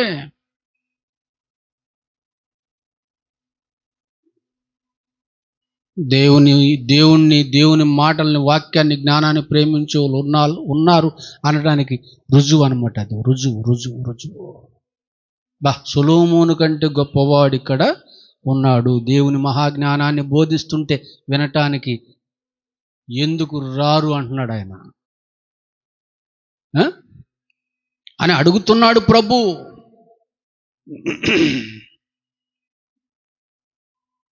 ఈ పాట విన్నాక కూడా మన తీరు మారకపోతే నేరస్థాపన చేయక తప్పదు. ఆమె మన మీద నేరస్థాపన చేయక తప్పు. నేరం మోపుతుంది. గుర్తుపెట్టుకోండి, నేరం మోపబడిందా నేరానికి శిక్ష ఖచ్చితంగా పడిపోద్ది. శిక్ష, యుగయుగాల శిక్ష, కఠినమైన శిక్ష. దాని నుండి తప్పించుకోవాలంటే మారు, నీ తీరు మార్చుకో చాలు. తీరు మార్చుకో. సామెతల గ్రంథం, దేవుని జ్ఞానం ఎంత గొప్పది. సామెతల గ్రంథం 3వ అధ్యాయం 13వ వచనం చూడండి. 13. ధన్యుడు ఎవరండి? ధన్యుడు ఎవడు? డబ్బులు సంపాదించినోడా? బాగా డబ్బులు, ఇంటి నిండా వస్తువులు, సొంత బంగళా, సొంత కారు, గొప్ప ఉద్యోగం, గొప్ప వ్యాపారం, గొప్ప పదవి, వాళ్ళ ధన్యులు. ఈ లోకంలో ఉన్నవాడిని సంపాదించుకునే వాళ్ళ ధన్యులమ్మా. ఎవరు? జ్ఞానము సంపాదించుకునేవాడు ఎవరట? ఎవరు? ధన్యుడు.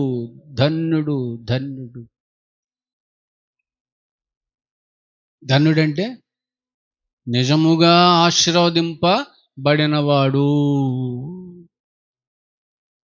ఈ విషయం శాబాదేశపు రాణి గుర్తెరిగింది. ఏ విషయం? ఈ లోక సంబంధమైనటువంటి సంపదలు సంపాదించుకొని ఏదో ఒక దేశానికి రాణి అయిపోయాను, అది కాదు ధన్యత. ఏది ధన్యత? సొలొమోను దగ్గరికి వెళ్ళి సొలొమోను నోట నుండి వస్తున్నటువంటి దేవుని వాక్యాన్ని, జ్ఞానాన్ని విని దాన్ని సంపాదించుకున్న వారే ధన్యులు అనుకొని వచ్చేసింది. ఎంత బాగుంది. 4వ అధ్యాయానికి రండి. సామెతలు 4వ అధ్యాయం. ఎంత మంచి మాటలు ఉంటాయి చూడండి. అక్కడ 5వ వచనం. జ్ఞానాన్ని సంపాదించుకొను. ఆమె సంపాదించుకుందిగా, నువ్వు కూడా సంపాదించుకొనుము. బుద్ధి, నీకు బుద్ధి లేదు. చేసే పనులని బుద్ధి లేని పనులే కనుక బుద్ధి ఇప్పుడు ఎక్కడ దొరికిద్ది? దొరికిద్ది. జ్ఞానం సంపాదించుకొనుము, బుద్ధి సంపాదించుకొనుము. నా నోటి మాటలను మరువకుము, వాటి నుండి తొలగిపోకుము. బయటికి వెళ్ళగానే దులబ్బాక తొలగిపోకుము. జ్ఞానాన్ని గనక నువ్వు విడవకుండా ఉంటే అది నిన్ను కాపాడుతుంది ప్రమాదాల నుండి. అది నిన్ను కాపాడుతుంది ఆపదల నుండి, కష్టాల నుండి,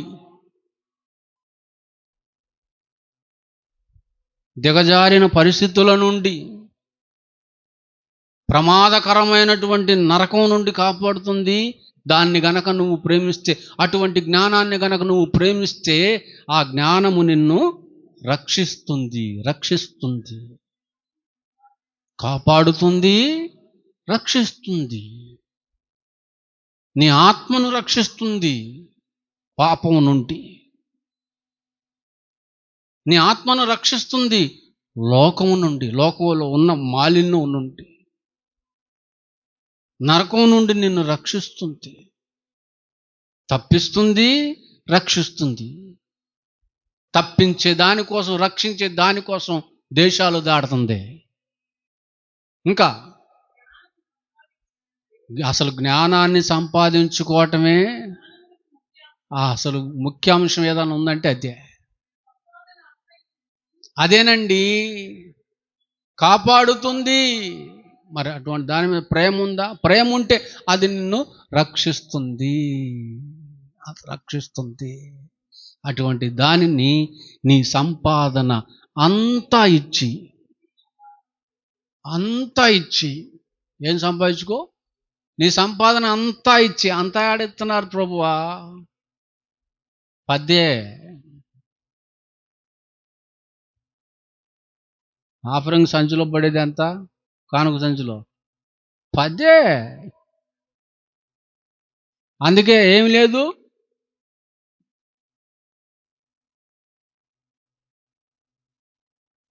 అంతా ఇచ్చి సంపాదించుకో.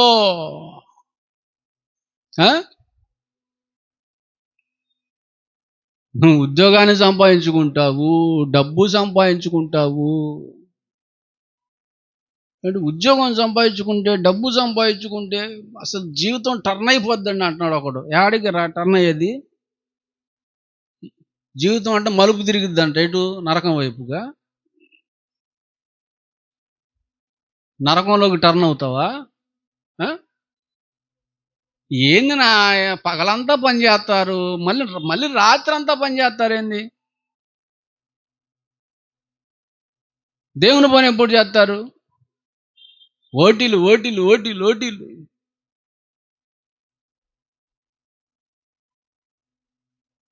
12ంటికి ఫోన్ చేశాడు ఒకడు, ఇప్పుడే అయిందా నా ఇంటికి వెళ్తున్నా అని.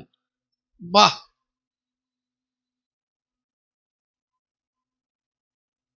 ఎందుకు అంత 11-12 దాకా? ఎందుకు 11-12 దాకా? ఏం పనులమ్మా? దరిద్ర పనులు. మరి దేవుని పనులు ఎప్పుడు చేస్తారు? శనివారం 11-12 దాకా పనిచేసి ఆదివారం మెలకువగా ఏమంటారు వాక్యం? First gear reverse gear.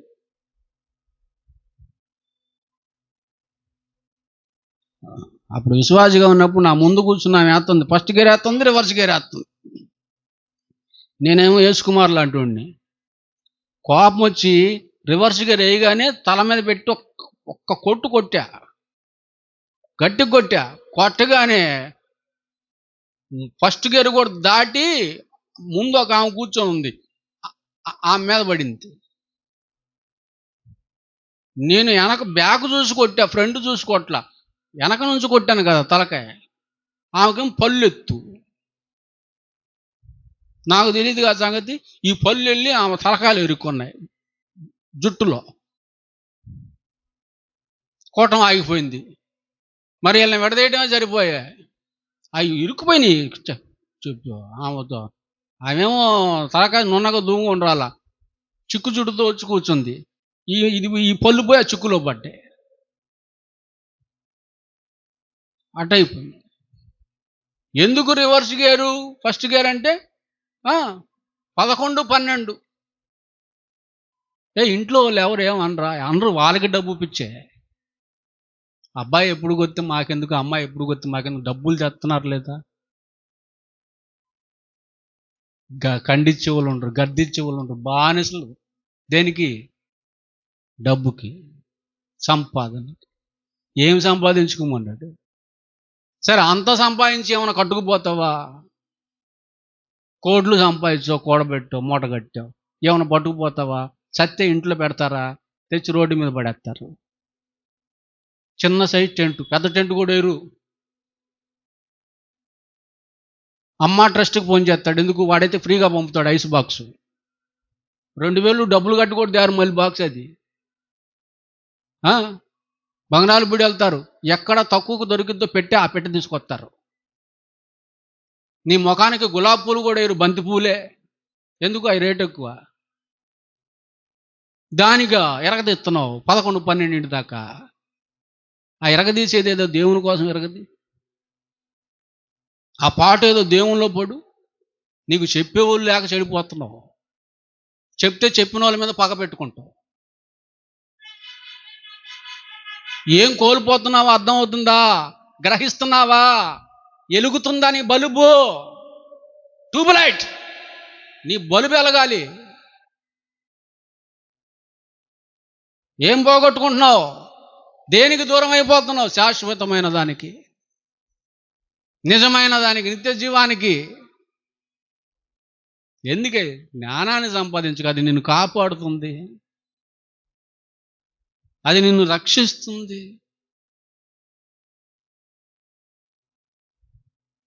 ఉదయం సాయంత్రం సంపాదించు. ఆ సంపాదించిన దాంతటితో జ్ఞానం కొనుక్కో, బుద్ధి కొనుక్కో, వాక్యం కొనుక్కో. బా ఏం చెప్పాడంటే జీవితం టర్న్ అయ్యేది లోకపరంగా పండిపోతే కాదు, నరకం వైపు టర్న్ అవుతావు. దేవునిలో పండిపో, దేవుని వైపు టర్న్ అవుతావు. జ్ఞానం దొరికితే దేవుని వైపు టర్న్ అంటే ఇక నిత్య జీవానికి వెళ్ళిపోతావు.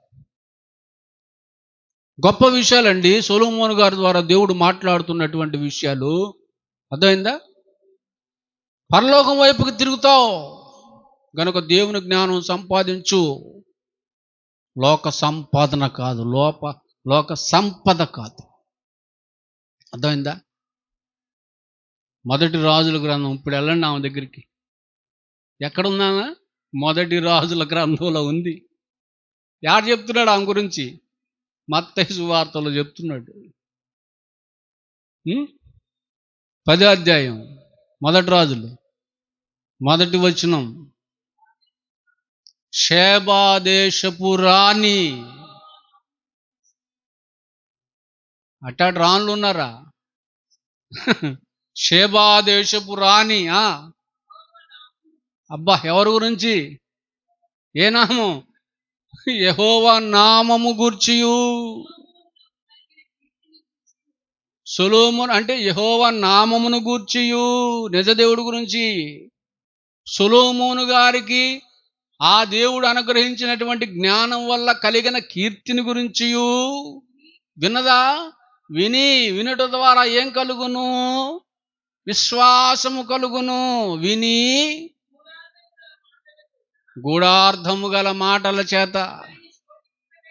అమ్మో, కొన్ని ప్రశ్నలు రాసుకుంది.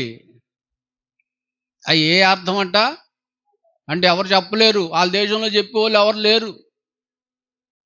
గూఢార్థమైనటువంటి విషయములను గురించి అతనిని పరిశీలించాలి, శోధించాలని, చర్చించాలని.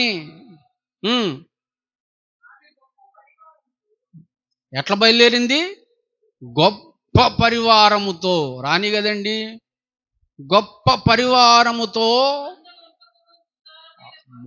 గంధవర్ధమును, విస్తారమైన బంగారమును, రత్నాలను ఒంటెల మీద ఎక్కించుకొని యెరూషలేముకు వచ్చింది. ఎన్ని తీసుకొచ్చిందంటే యెరూషలేముకు వచ్చేసింది. వినింది, విశ్వసించింది, అంటే నమ్మింది. వినటం వల్ల కలిగేది నమ్మకమే కదా.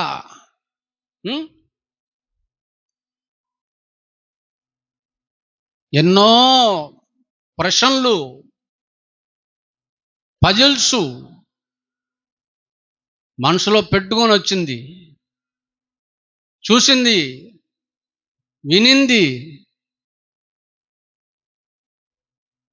నేను విన్నది తక్కువ, ఇక్కడ నేను విన్నది చూసింది చాలా ఎక్కువ. నేను విన్నదానికి చూసిన దానికి సంబంధమే లేదు. ఎంత గొప్ప దేవుని జ్ఞానం అయ్యా నీది. సొలొమోను జ్ఞానం తెలుసు కదా. 2 వేశ్యలకి పిల్లలు పుట్టారు. ఒక బిడ్డ చచ్చిపోయింది. ఇదే ఆ పిల్ల మీద డొల్లేసరికి ఊపిరాడు చచ్చిపోయింది. చచ్చిన పిల్లని తెచ్చి ఆమె పక్కలో పడుకోబెట్టి, ఆమె పక్కలో ఉన్న బతికున్న పిల్లని తెచ్చి దీని పక్కలో పడుకోబెట్టుకుంది. ఆమె లేచి చూసుకొని ఏంది బిడ్డ చచ్చిపోయిందని పరిశీలన చేస్తే తన బిడ్డ కాదని అర్థమైపోయింది. ఆ కేసు సొలొమోను దగ్గరికి వచ్చింది. నాదంటే నాది, నాదంటే నాది, నాదంటే నాది అని కొట్టుకుంటున్నారు. ఈ బిడ్డ ఇద్దరికి కావాలా అని అడిగాడు. ఇద్దరికి కావాలి. అరే కత్తి ఒకటి తీసుకురా. కత్తి తెచ్చారు. ఈ బిడ్డని 2గా కోసి దానికి ఒక ముక్క దీనికి ఒక ముక్క ఇమ్మన్నాడు.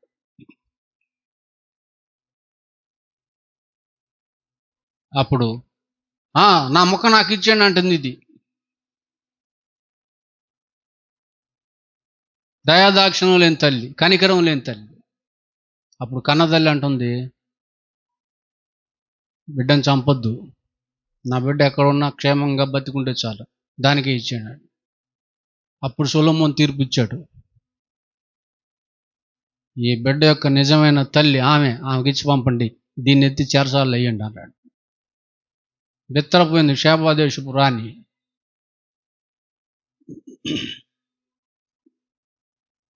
రెండు పువ్వులు పెట్టారు ఆయన ముందు. ఒకటి నిజమైన పువ్వు, ఇంకోటి డూప్లికేట్ పువ్వు. 2 ఒకేలాగా ఉన్నాయి. గుర్తుపట్టడానికి అవకాశం లేదు. ఈ రెండిట్లో నిజమైంది ఏదో చెప్పమంతే.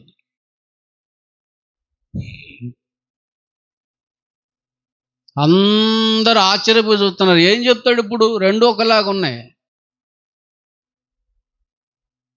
అప్పుడు ఆయన ఏమండి ఆ పూల తోటలో ఉన్నటువంటి వైపు డోర్ తీశాడు. డోర్ తీయగానే అటు నుంచి తుమ్మెదలు వచ్చినాయి. తుమ్మెదలు తెలుసుగా, తుమ్మెదలు వచ్చినాయి. తుమ్మెదలు వచ్చి ఒక పువ్వు మీద వాలినాయి. అదే ఒరిజినల్ అన్నట్టు. బెత్తరపోయింది అప్పుకి. ఎందుకు ఒరిజినల్? డూప్లికేట్ ఏదో సొలొమోనుకు తెలియకపోవచ్చు, కానీ ఎవరికి తెలుసు? పువ్వుకు తెలుసు. అది అంత జ్ఞానం ఎవరిచ్చారు? దేవుడిచ్చాడు. ఎక్కడి నుండి వచ్చిందండి? ఎక్కడి నుండి వచ్చిందండి? ఎందుకు వచ్చిందండి? సంపాదించుకోవడానికండి. ఇందా చదివాం కదా, 4-5లో చదివాం కదా. సంపాదించుకుంటే మనలను రక్షిస్తుంది. ఏది మనల్ని రక్షిస్తుంది? జ్ఞానమే. మనం డబ్బును ప్రేమిస్తాం కానీ జ్ఞానాన్ని ప్రేమించం. పర్సు మర్చిపోయారు, బైబుల్ మర్చిపోయారు. దేనికోసం వస్తారు? దేనికోసం వస్తారు? వెంటనే ఫోన్ చేస్తారు, అన్న నా పర్సు మర్చిపోయానన్నా ఉందా అని. అంతేగాని బైబుల్ మర్చిపోయానన్నా ఉందా అనరు. దేన్ని ప్రేమిస్తున్నారు? ఇటు పక్క ఒక డబ్బు కట్ట, ఇటు పక్క బైబిల్ పెడితే దేన్ని కోరుకుంటారు? డబ్బునే కోరుకుంటారు. అది రక్షిస్తుందండి? అది రక్షించదండి. ఎందుకు? ఒకని కలిమి విస్తరించుట అది వాని జీవానికి మూలం కాదన్నాడు ప్రభు. కనుక బైబిల్ మీద ఉందా, వేరొక దాని మీద ఉందా మన మనసు, మన ప్రేమ? దేవుడిచ్చిన కాళ్ళతో నడవండి, దేవుడిచ్చిన కళ్ళతో బైబిల్ చదవండి, దేవుడిచ్చిన చెవులతో దేవుని వాక్యాన్ని వినండి, దేవుడిచ్చిన నోటితో దేవుని వాక్యాన్ని చెప్పండి, దేవుడిచ్చిన చేతులతో దేవుని పనులు చేయండి. దాని కొరకే ఆయన మనల్ని లోకానికి పంపించాడని గుర్తుపెట్టుకోండి. అసలు ఆయన ఇచ్చిన వాటితో ఆయన పని చేయడానికి ఏంటి బాధ?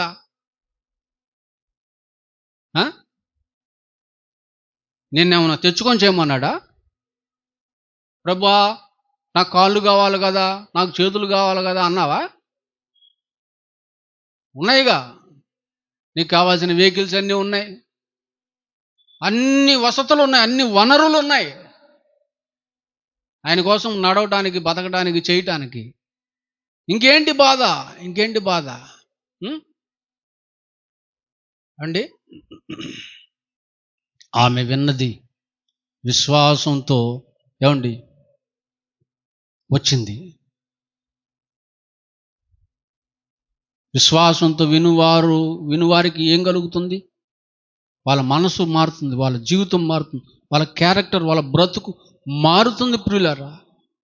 అలా ఎవరైతే వింటారో, విశ్వాసంతో వినటం, ఆసక్తితో వినటం, మనసు పెట్టి వినటం, అలా ఎవరైతే వింటారో ఆ విన్నవారు కూడా ధన్యులు అనింది బైబిల్. ప్రకటన 1:3 అంటాడు, వినువారును అంటాడు.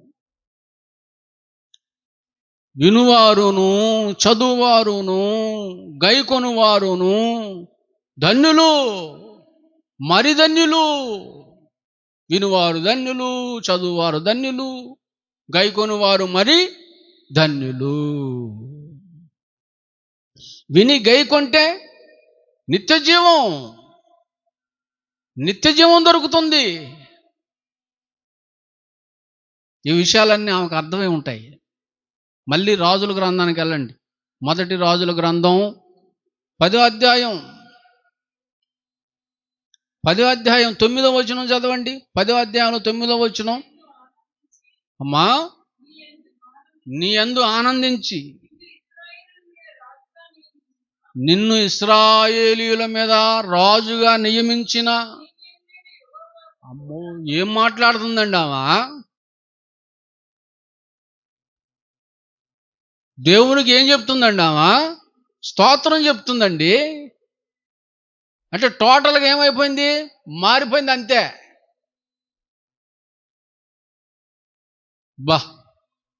నిన్ను ఈ ప్రజల మీద నియమించిన ఆ దేవునికి స్తోత్రం. నిజంగా నీ ప్రజలు ఎంత ధన్యులు,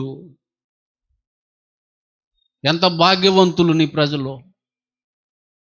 నువ్వెంత గొప్పోడివి, నీ దేవుడు ఎంత గొప్పోడు.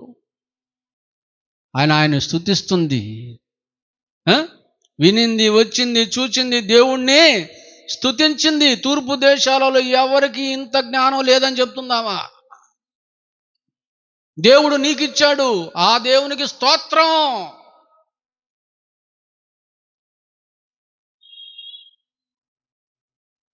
షేబాదేశపు రాణి నోట వస్తున్నటువంటి మాటలు ఇవన్నీ.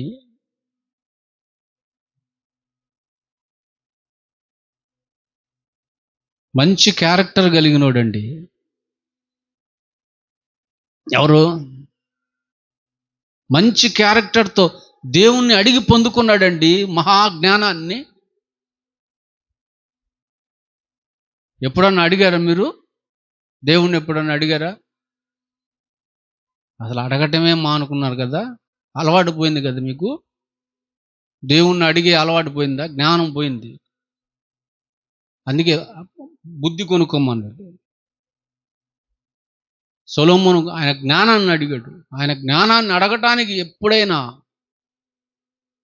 సమయాన్ని కేటాయించవా? సమయాన్ని కేటాయించవా? ఆయనకి సమయం ఇవ్వడానికి నీకు సమయం లేదు కదా. అన్నిటికీ సమయం ఉంటుంది, కానీ దేవునితో మాట్లాడటానికి మాత్రం ఏముండదు, మీకు సమయం ఉండదు. మంచి క్యారెక్టర్తో అడిగాడు కనుకనే మహాజ్ఞానానికి వారసుడయ్యాడు. దేవుని సన్నిధికి వచ్చే వాళ్ళందరూ ఏదో ఒక అవసరంతో వస్తారు, ఏదో అడగటానికి వస్తారు.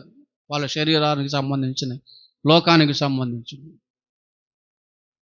కానీ పరలోకానికి సంబంధించినవి అడిగాడండి. ఎవరు? మంచి క్యారెక్టర్ ఉంది కనుక ఇచ్చేసాడు. అది ఆ కాలం. యేసుక్రీస్తు వారి కాలంలో అయితే ఒక తల్లి వచ్చింది, జబదయి కుమారుల తల్లి. ప్రభువా, నా కుమారుల్లో 2 కుమారులు కుడి పక్క ఒకడు, ఎడం పక్క ఒకడు ఉండాలి పరలోకంలో, నీకు వరం ఇమ్మని అడిగింది. ఆయన అన్నాడు, నువ్వేం అడుగుతున్నావు నీకు తెలీదు. అడిగితే వచ్చేది కాదు పరలోకం, అడిగితే దొరికేది కాదు నిత్య జీవం. దానికోసం కష్టపడాలి, దానికోసం వెల చెల్లించాలి. అన్ని ఫ్రీగానే ఇచ్చానుగా, కానీ ఇది మాత్రం ఇవ్వను. ఎంత పెద్ద ఆకాశం, డబ్బులు ఏమైనా కట్టారు మీరు? ఎంత పెద్ద భూమి, భూమి నుండి ఎన్ని వస్తున్నాయి, ఎన్ని నిధులు ఉన్నాయి భూమిలో, ఎంత పెద్ద సముద్రాలు, అందులో ఎన్ని జలచర రాశులు, ఎన్ని పక్షులు, ఎన్ని జంతువులు, ఎన్ని తినేస్తున్నారండి. ఆఖరికి కూర మొక్కలను కూడా తినేస్తున్నారుగా. ఉల్లిపాయలు తినేస్తున్నారు, టమాటాలు తినేస్తున్నారు, సపోటాలు తినేస్తున్నారు, యాపిల్ తినేస్తున్నారు, అరటికాయలు తినేస్తున్నారు, మామిడికాయలు తినేస్తున్నారు, కోళ్ళు తినేస్తున్నారు, కుక్కల్ని తినేస్తున్నారు, పందుల్ని తినేస్తున్నారు, మేకల్ని తినేస్తున్నారు. తింటున్నారు లేదా? చివరికి పాములను కూడా తింటున్నారు కదండి, చివరికి పురుగులను కూడా తింటున్నారు కదండి. నింగిచ్చాడు, నేల ఇచ్చాడు, నీరు ఇచ్చాడు, గాలి ఇచ్చాడు, వేడిచ్చాడు, సూర్యుడిని ఇచ్చాడు, చంద్రుని ఇచ్చాడు, నక్షత్రాలు ఇచ్చాడు, వాన, వెలుగు, వర్షం, ఏమండి, మంచు, కాలాలను రప్పిస్తున్నాడు. అంతేగాక నీకు ప్రాణం ఇచ్చాడు, జీవం ఇచ్చాడు, ఆరోగ్యం ఇచ్చాడు, అందమైన రూపం ఇచ్చాడు, ఇప్పటి వరకు బతికే ఉంచాడు. ఎన్ని ఇచ్చాడు? అన్ని ఫ్రీగానే. ఏమైనా ఇస్తున్నారు మీరు? ఎవరన్నా ఏమైనా ఇస్తున్నారా? ఆదివారం ఆ 10 రూపాయలు తప్ప అన్ని ఫ్రీగానే. కానీ పరలోకం మాత్రం ఇవ్వడు, నిత్య జీవాన్ని మాత్రం ఇవ్వడు. దాన్ని మీరు సంపాదించుకోవాలి. అది ఊరికే రాదు, సంపాదించుకోవాలి. ఎంత సంపాదించుకోవాలి? నీ సంపాదన అంతా ఇచ్చి. అందుకే వచ్చేటప్పుడు ఏం తెచ్చిందామా?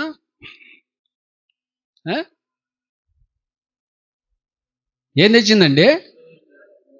చదవండి.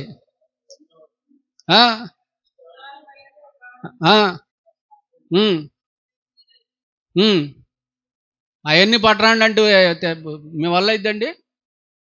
అవన్నీ పట్టరండి పరలోకం అంటే మీ వల్ల అయిద్దండి? అట్ట అన్నాడండి ఆయన. నా కోసం బతుకర్రా అన్నాడు. నీ మనసు మార్చుకొని, నీ బతుకు మార్చుకొని, నా కోసం బ్రతుకు, నాలాగా బ్రతుకు, పరిశుద్ధంగా బ్రతుకు, పాపం చేయకుండా బతుకు, నా పని చెయ్యి, నా పనిలో నీతిగా, న్యాయంగా, యథార్థంగా, మంచి క్యారెక్టర్ కలిగి బతుకు. భూమి మీద ఎంతకాలం బతుకుతావో తెలియదు కనుక జాగ్రత్తగా బతుకు. నీకు పరలోకం కట్టబెడతా, నీకు పరలోకం దారాదత్తం చేస్తా, నీ పేరు మీద రాసిస్తా. ఇదే కదండి ఆయన అనేది. అదే ఆమె తెచ్చినానికి తీసుకురండి అంటే ఏం తెస్తారు మీరు?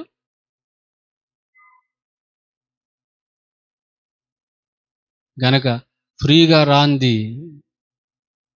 పరలోకం. కష్టపడాలి, పట్టుదలతో ప్రయాసపడాలి. కష్టపడింది, ప్రయాసపడింది పట్టుదలతో. కనుక ఎన్ని ఇచ్చాడండి ఫ్రీగా, వాటన్నిటిని బట్టి ప్రభుని స్తుతించాలి. 1 తెస్సలోనిక 5:16 నుంచి 16-18 కలిసి చదివితే ప్రతి విషయము అందు యేసుక్రీస్తు ద్వారా దేవునికి కృతజ్ఞత, స్తుతి చెల్లించండి. కృతజ్ఞత గలవారు స్తుతి. ఆయన ఇచ్చిన వాటన్నిటిని బట్టి స్తుతించాలి. అన్ని విషయములు ఏంటంటే, ఉన్నా స్తుతించు, లేకపోయినా స్తుతించు, కలిసి వచ్చినా స్తుతించు, కలిసి రాకపోయినా స్తుతించు, ఆరోగ్యం ఉన్నా లేకపోయినా, డబ్బున్నా లేకపోయినా, తిండున్నా లేకపోయినా, చచ్చినా బతికినా, కష్టంలో లేమిలో,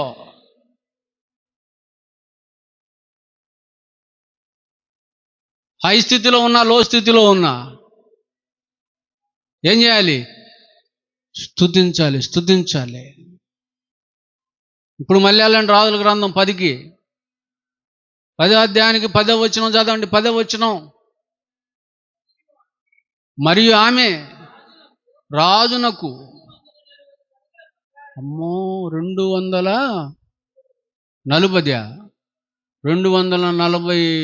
మనుగుల 240 మనుగుల బంగారమును, బహు విస్తారమైన గంధవర్గమును, రత్నములను ఇచ్చెను. శబాదేశపు రాణి రాజైన సొలొమోనునకు ఇచ్చిన గంధవర్గములంత విస్తారము మరి ఎన్నడైనా రాలేదు. అమ్మా ఇచ్చినంత ఎవ్వరు లేదంట, అంత రాలేదంట ఎప్పుడు కూడా. ఒరు బాబు, సొలొమోనుకి ఇచ్చిందంత అంటే జ్ఞానానికి అంత ఇయ్యాలా, అంత ఇయ్యాలా. అబ్బా అట్ట ఒక్క ఉంటే చాలు మా చర్చిలో.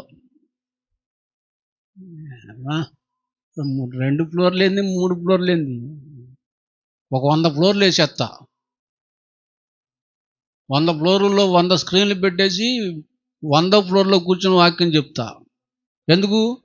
అట్టటం ఒక్క ఉంటే చాలబ్బా.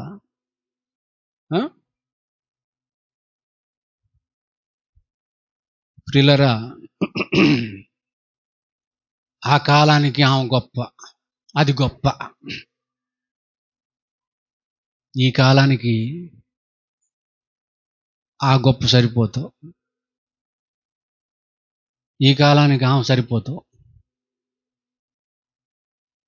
అంత ఇచ్చిన పరలోకం రాదు. ఇప్పుడు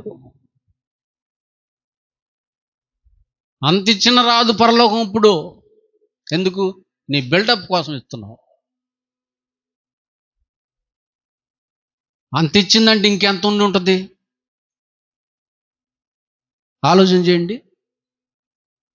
అంత ఇచ్చిందంటే ఇంకెంత ఉండి ఉంటుంది? ఎంతో ఉంటేనే అంత ఇవ్వగలుగుతాం. కానీ కొత్త నిబంధనకు వచ్చేసరికి అంతా ఇయ్యాల. అందుకే ఆ స్థాయిలో ఉన్న వాళ్ళందరినీ పక్కకు నెట్టి ఒక విధవరాలను యేసుక్రీస్తు వారు ముందు పెట్టి, మీ అందరికంటే ఏమి ఎక్కువ ఇచ్చింది, ఏమి ఎక్కువ ఇచ్చింది, ఏమదే దేవుని రాజ్యం అన్నాడు ఆయన. ఎందుకు? మీరంతా మీకు కలిగిన వాటిలో నుండి తీసిచ్చారు, కలిగిన వాటిలో ఉంది కనుక ఇచ్చారు. కానీ ఏమ దగ్గర ఉంది 2 కాసులు. అవి ఇస్తే ఇక ఆమెకి జీవానికి ఉండవు, బొవ్వకుండవు. ఇంకా ఒకటిచ్చి ఒకటి ఉంచుకోవచ్చు, కానీ 2 ఇచ్చింది అంటే నా తిండి కాదయ్యా ముఖ్యం, నీ పని జరగాల. నేను బతకడం కాదు ముఖ్యం, నేను ఇచ్చిన దాంతో నువ్వు కూటం పెట్టి వాక్యం చెప్తే అనేక మంది బతుకుతారు. అది కావాలి నాకు. తిండి లేక నేను చచ్చిపోయిన ఇబ్బంది లేదు, కానీ ఈ 2 కాసులతో పని జరగాలి, దేవుని పని జరగాలి. మనసు చూసారా? మనసు చూసారా? మాసిపోయిన బట్టలు వేసుకుంటే ఏమైందండి? మాసిపోయిన బట్టలు వేసుకుంటే ఏమైంది? కానీ మనసు బంగారం. ఆ మనసు కావాలి నాకు. నిత్య జీవం నీదే అన్నాడు ఆయన. అర్థమైందండి? ఉందా? కనుక ఇది కూడా ఆమె నేర్పుతున్నటువంటి పాఠమే ప్రియులరా, పాఠమే. దూరం నుండి వచ్చింది, భారమైన వచ్చింది, కష్టమైన వచ్చింది, ప్రయాసపడి వచ్చింది, విని వచ్చింది, నమ్మి వచ్చింది. గనకనే నామకార్థంగా బ్రతికే వాళ్ళందరి మీద ఏం చేస్తుంది? నేరస్థాపన చేస్తుంది. నేరస్థాపన. ఒకటి గుర్తుపెట్టుకోండి, ఆమె నేరస్థాపన చేస్తుందంటే ఆమెలో నేరం లేదు.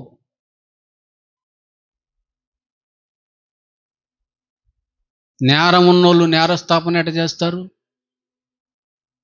పాపం ఉన్నోడు పాపాన్ని ఎలా ఖండిస్తాడు? వ్యభిచరించేవాడు వ్యభిచరించొద్దని, దొంగిలించేవాడు దొంగిలించొద్దని ఎలా చెప్పగలడు? ఇంటిని బాగుగా ఏలని వాడు సంఘాన్ని వెళ్తాడు? నీతిగా బతకడం చేతగాని వాళ్ళు నీతిగా బతకండి అని ఎట్ట చెప్తారో? అది యేసుక్రీస్తు వారి ముందు చెప్పే దమ్ము ఉండాలంటే, నేరస్థాపన చేసే దమ్ము ఉండాలంటే ఏ నేరం చేయని స్త్రీగా ఉండాలి. నేరాన్ని స్థాపిస్తుందంటే నేరం లేని స్త్రీగా కనపడుతుందంటే మంచి క్యారెక్టర్ కలిగి కనపడుతుంది. కూర్చో అన్నాడు ప్రభు. ఏమన్నా కూర్చో గురిగింజ అన్నాడా? అనలేదండి. మనల్ని అయితే మనల్ని అంటాడా? ఎంత బాగుంది, మంచి క్యారెక్టర్. తర్వాత ప్రభువుని స్తుతిస్తుంది, అన్ని చూసి అనుభవించి స్తుతిస్తుంది. తర్వాత విలువైన వాటిని సమర్పిస్తుంది, దేవుని కొరకు సమర్పిస్తుంది. ప్రియులారా, దేవుని కోసం మనం చేయవలసినటువంటి కార్యాలు చేయకపోతే మనం పరలోకం చేరలేమని గుర్తుంచుకోండి, చేరలేమని గుర్తుపెట్టుకోండి. కనుక చేరాలంటే ఈ పాఠాన్ని ఒక గుణపాఠంగా తీసుకొని మన తీరు మార్చుకొని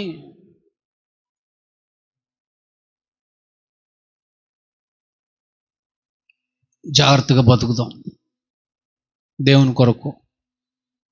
వేల సంవత్సరాలు గడిచిపోయినా ఇంకా ఈ స్త్రీ ప్రస్తావించబడుతుందంటే, ఆ విధవరాలు ప్రస్తావించబడుతుందంటే వాళ్ళు దేవుని కోసం బ్రతికిన విధానం, చేసిన పని. మనం కూడా అలాగ ఉంటే మనం చచ్చి 100 ఏళ్ళైనా 1000 ఏళ్ళైనా మన గురించి చెప్పుకుంటారు. అట్టి సాక్ష్యాన్ని భూమి మీద మిగిల్చి వెళ్దాం. కళ్ళు మూసుకోండి, ప్రార్థన చేసుకుంటాం. కళ్ళు మూసుకోండి.